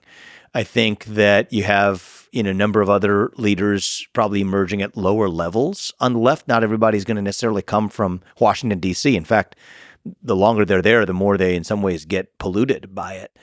I think the governor of Colorado, he's an interesting guy. He's got a more libertarian tendency. I don't know as much about his views on it from a national perspective, but it's intriguing to see somebody who has at least libertarian, freedom-oriented tendencies within the Democratic Party. I think that there are a number of, I don't, foresee him running for president, but I had a debate last year when I was running for president with Ro Khanna, who, say what you will about him, he's a highly intelligent person and is somebody who is at least willing to buck the consensus of his party when necessary. I think he recently, I would say lambasted, he phrased it very delicately, but criticized Kamala Harris's proposed tax on unrealized capital gains. So I like people who are willing to challenge the orthodoxies in their own party because it says they actually have convictions. And so whoever the Democrats put up, I hope it's someone like that. And for my part, I have and continue to have beliefs that will challenge Republicans, that on the face of it may not be the policies that poll on paper as the policies you're supposed to adopt as a Republican candidate. But what a true leader doesn't just tell people what they want to hear. You tell people what they need to hear, and you tell people what your actual convictions are. And this idea that I don't want to create a right-wing entitlement state or a nanny state, I want to shut it down, that challenges the presuppositions of where a lot of the conservative movement is right now. I don't think the bill to cap credit card interest rates is a good idea because that's a price control just like Kamala Harris's price controls, and it'll reduce access to credit. I don't think that we want a crony capitalist state showering private benefits on selected industries that favor us, or that we want to expand the CFPB or the FTC's remit and somehow we're going to trust it because it's under our watch. No, I believe in shutting it down. That challenges a lot of the current direction of the conservative movement. I believe in certain issues that, maybe even outside the scope of what Republicans currently care about right now. One of the things that I oppose, for example, is, this is not a top issue in American politics, but just to give you a sense for, how I think and view the world. I'm against factory farming of a large scale of, you could sort of say putting the mistreatment of, it's one thing to say that you need it for your sustenance, and that's great, but it's another to say that you have to do it in a factory farming setting that gives special exemptions from historical laws that have existed that are the product of crony capitalism. I'm against crony capitalism in all its forms. I'm against the influence of mega money in politics. I don't think that's been good either for Democrats or Republicans. Some of those views, I think, are not necessarily the traditional Republican, orthodoxy, reading chapter and verse from what the Republican Party platform has been. It's not against the Republican Party platform, but it's asking what the future of our movement is. Some of these things are hard, like getting money out of politics. Getting mega money. The mega money, yeah. And so long as it exists, you got to play the game. I mean, if you're going to play to win. I think one of the things I realized is that you just can't compete without it. But you want to win the game in order to change the game. And I think that that's something that I keep in mind as well. So you have written a lot. You're exceptionally productive. But even just looking book-wise, you've written basically a book a year for the last 4 years. When you're writing, when you're thinking about how to solve the problems of the world, to develop your policy, how do you think? I need quiet time, extended periods of it that are separated from the rush of the day-to-day or the travel. I actually think a lot better when I'm working out and physically active. So if I'm running, playing tennis, lifting, somehow for me, that really opens up my mind. And then I need a significant amount of time after that with a notebook. I usually carry around a notebook everywhere I go and write it down in there. Is the notebook full of chaotic thoughts, or is it structured? Sometimes it's chaotic, sometimes it's structured. It's a little bit of both. sometimes I have a thought that I know I don't want to forget later. I'll immediately jot it down. Other times, on the flight over here, I had a much more structured layout of, I got a lot of different projects in the air, for example, and I cross-pollinate. When I was in the shower this morning, had a bunch of thoughts, collected those on my plane ride over here. So I think that writing is something in all of its forms that helps me. It's one of the things that actually helped me this year was actually writing this book. You're going through a presidential campaign, you're going at super speed. And if I was to do the presidential campaign again, the thing I would do is actually to take more structured breaks. I don't mean breaks as in just like vacations, but I mean breaks to reflect on what's actually happening. Probably the biggest mistake I made is last time around, heading into the first debate. I was like in 9 different states over 7 days. I would have just taken that as a pause, right? We're at halfway through, you've established relevance. Now make sure the country sees who you actually are in full, rather than just the momentum, competitive-driven version of you. And I just think that that's sort of taking those moments to just take stock of where you are. Do some writing. I didn't do much writing during the presidential campaign. I enjoy writing. It's part of how I center myself. It's part of what this book allowed me to do is, okay, I ran that whirlwind of a campaign. The first thing I started doing after I collected myself for a couple of weeks was take the pen and start writing. And I was committed to writing that book, whether or not anybody read it. I was just writing it for myself. And actually, it started in a very different form. It was very personal, reflection-oriented. So most of that, funny enough, I've learned about writing the books, Lex, is... Just edit it out? it just didn't end up in the book, because it just went in a different direction than what's interesting for a publisher to publish. Yeah. And so for each of my books, the things that I started writing ended up never in the book anyway, just because the topic ended up morphing. But the journey that led me to write this book, a lot of it in this book is still in there. This is my 4th book in 4 years, you're right. And I hope it's the most important one, but it is certainly the product of an honest reflection that whatever it might do for the reader, it helped me to write it. And, I think that's one of the things that I learned from this campaign was not just all the policy lessons, but even just as a matter of personal practice, the ability to take spaces of time to not only, physically challenge yourself, work out, et cetera, but to give yourself the space to reflect, to recenter yourself on the why. Had I done that, I think I would have been even more centered on the mission the whole time, rather than, you get attacked on the way, you're thrown off your tilt or thrown off your balance. It becomes a lot harder for someone else to do that to you if you've really centered yourself on your own purpose. It's probably one of my biggest learnings. So you've mentioned the first primary debate. So more than almost basically anybody I've ever seen, you stepped into some really intense debates. Yeah. On your own podcast, but in general, kind of in all kinds of walks of life, whether it's sort of debates with sort of protesters or debates with people that really disagree with you, like the radical opposite of you. What's the philosophy behind that, and what's the psychology of being able to be calm through all of that, which you seem to be able to do? I enjoy debate, and for me, I think just in ordinary life, forget about like a formal debate setting.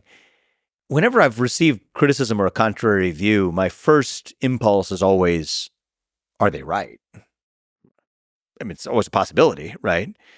And most of the time what happens is you understand the other side's argument, but you emerge with a stronger conviction in your own belief, right? You know your own beliefs better if you can state the best argument for the other side. But sometimes you do change your mind. And I think that that's happened over the course of my life as well. I think no one's a thinking human being unless that happens once in a while too. And so anyway, just the idea of the pursuit of truth through open debate and inquiry, that's always just been part of my identity, part of who I am. I'm wired that way. I thrive on it. I enjoy it. Even my relationships with my closest friends are built around heated debates and deep-seated disagreements. And I just think that's beautiful, not just about human relationships, but it's particularly beautiful about America, right? Because it's part of the culture of this country, more so than other countries, China or India, or, Asian cultures, even a lot of European cultures are very different, where that's considered not genteel behavior. It's not the respectful behavior. Whereas for us, part of what makes this country great is you could disagree like hell and still get together at the dinner table at the end of it.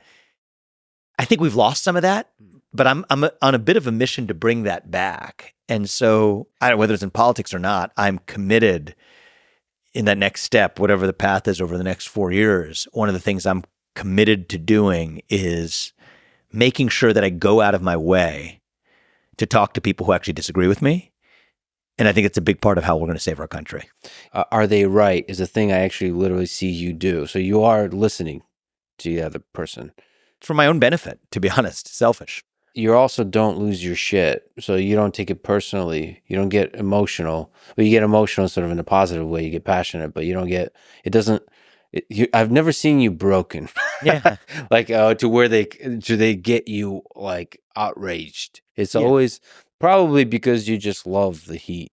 I love the heat, and I'm a curious person. Yeah. So I'm always curious about what's actually what's motivating the person on the other side. That curiosity, I think, is actually the best antidote, right? Because if you just try to stay calm in the face of somebody attacking you, that's kind of fake. But if you're kind of curious about them, right? Genuinely, just wondering. I think most people are good people inherently.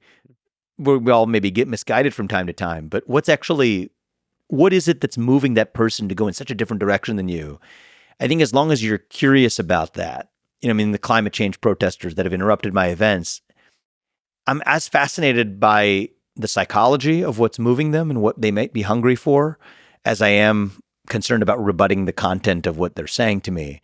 And I think that that's certainly something I care to revive. We don't talk about in politics that much, but reviving that sense of curiosity, I think, is in a certain way one of the ways we're going to be able to disagree but still remain friends and fellow citizens at the end of it. I agree with you. I think fundamentally most people are good. And one of the things I love most about humans is the very thing you said, which is curiosity. I think we should lean into that. You're a curious person. I know this podcast is basically born of your curiosity, I'm sure. And so I just think we need more of that in America. That kind of, when I talked about our founding fathers, we were joking about it, but they were inventors, they were writers, they were political theorists, they were founders of a nation. They kind of had that boundless curiosity too. And I think part of what's happened culturally in the country is we've gotten to this place where, we've been told that stay in your lane. You don't have an expert degree in that. Therefore, you can't have an opinion about it. I don't know. I think that's a little bit un-American in terms of the culture of it. And yeah, it's one of the things I like about you and why I was looking forward to this conversation too, is it's cool to have intellectual interests that span sports to culture to politics to philosophy. And it's not like you just have to be an expert trained in one of those things to be able to engage in it. But actually, maybe, just maybe, you might even be better at each of those things because you're curious about the other. The Renaissance man, if you will. I think we've lost a little bit of that concept in America, but it's certainly something that is important to me. And this year, it's been kind of cool. After leaving the campaign, I've been doing a wide range of things. Right, I've been picking up my tennis game again. I've practiced at the Ohio State. You're damn good at tennis. I used to be better, but I'm picking it up. Somebody online was trying to correctly. I think you shot a very particular angle of that video. I think they were criticizing your backhand was weak potentially because that would be a fair criticism. But it's gotten better again. Okay, it's gotten better recently. I've been playing with I've been practicing with the Ohio State team in the morning. They're like number one in the country or close to it. Now the guys on the team play, but there's a couple coaches who were recently on the team. One of whom used to be a guy I used to play with in the juniors who invited me out. So I hit with them in the mornings alongside the team. My goal, I should be careful here. Oh no, my hips are telling me others. So I've been playing so many days a week that I set a goal for myself by the end of to play in a particular tournament. But we'll see if that happens or not. No. But regardless, it's been fun to get back into tennis. I was an executive producer on a movie, something I've never done before. It's called City of Dreams. It's about a story of a young man who was trafficked into the United States. It's a thriller. It's a very cool movie to be a part of. I have actually started a couple companies, one company in particular that I think is going to be significant this year, guiding some of the other businesses that I've gotten off the ground in the past.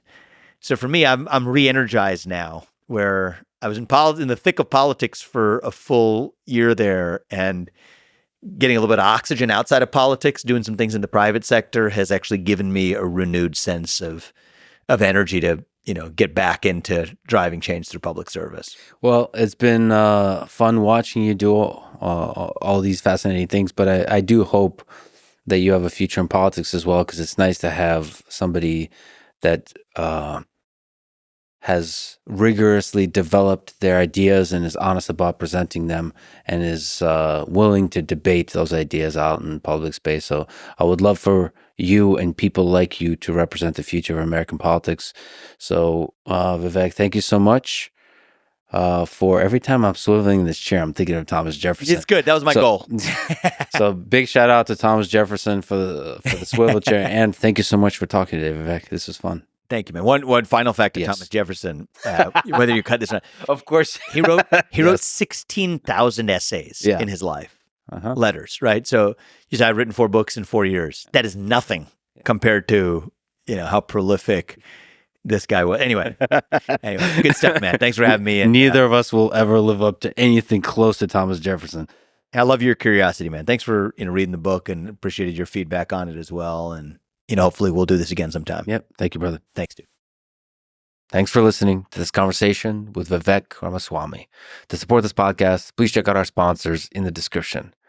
And now, let me leave you with some words from George Orwell. Political language is designed to make lies sound truthful and murder respectable, and to give an appearance of solidity to pure wind. Thank you for listening, and hope to see you next time.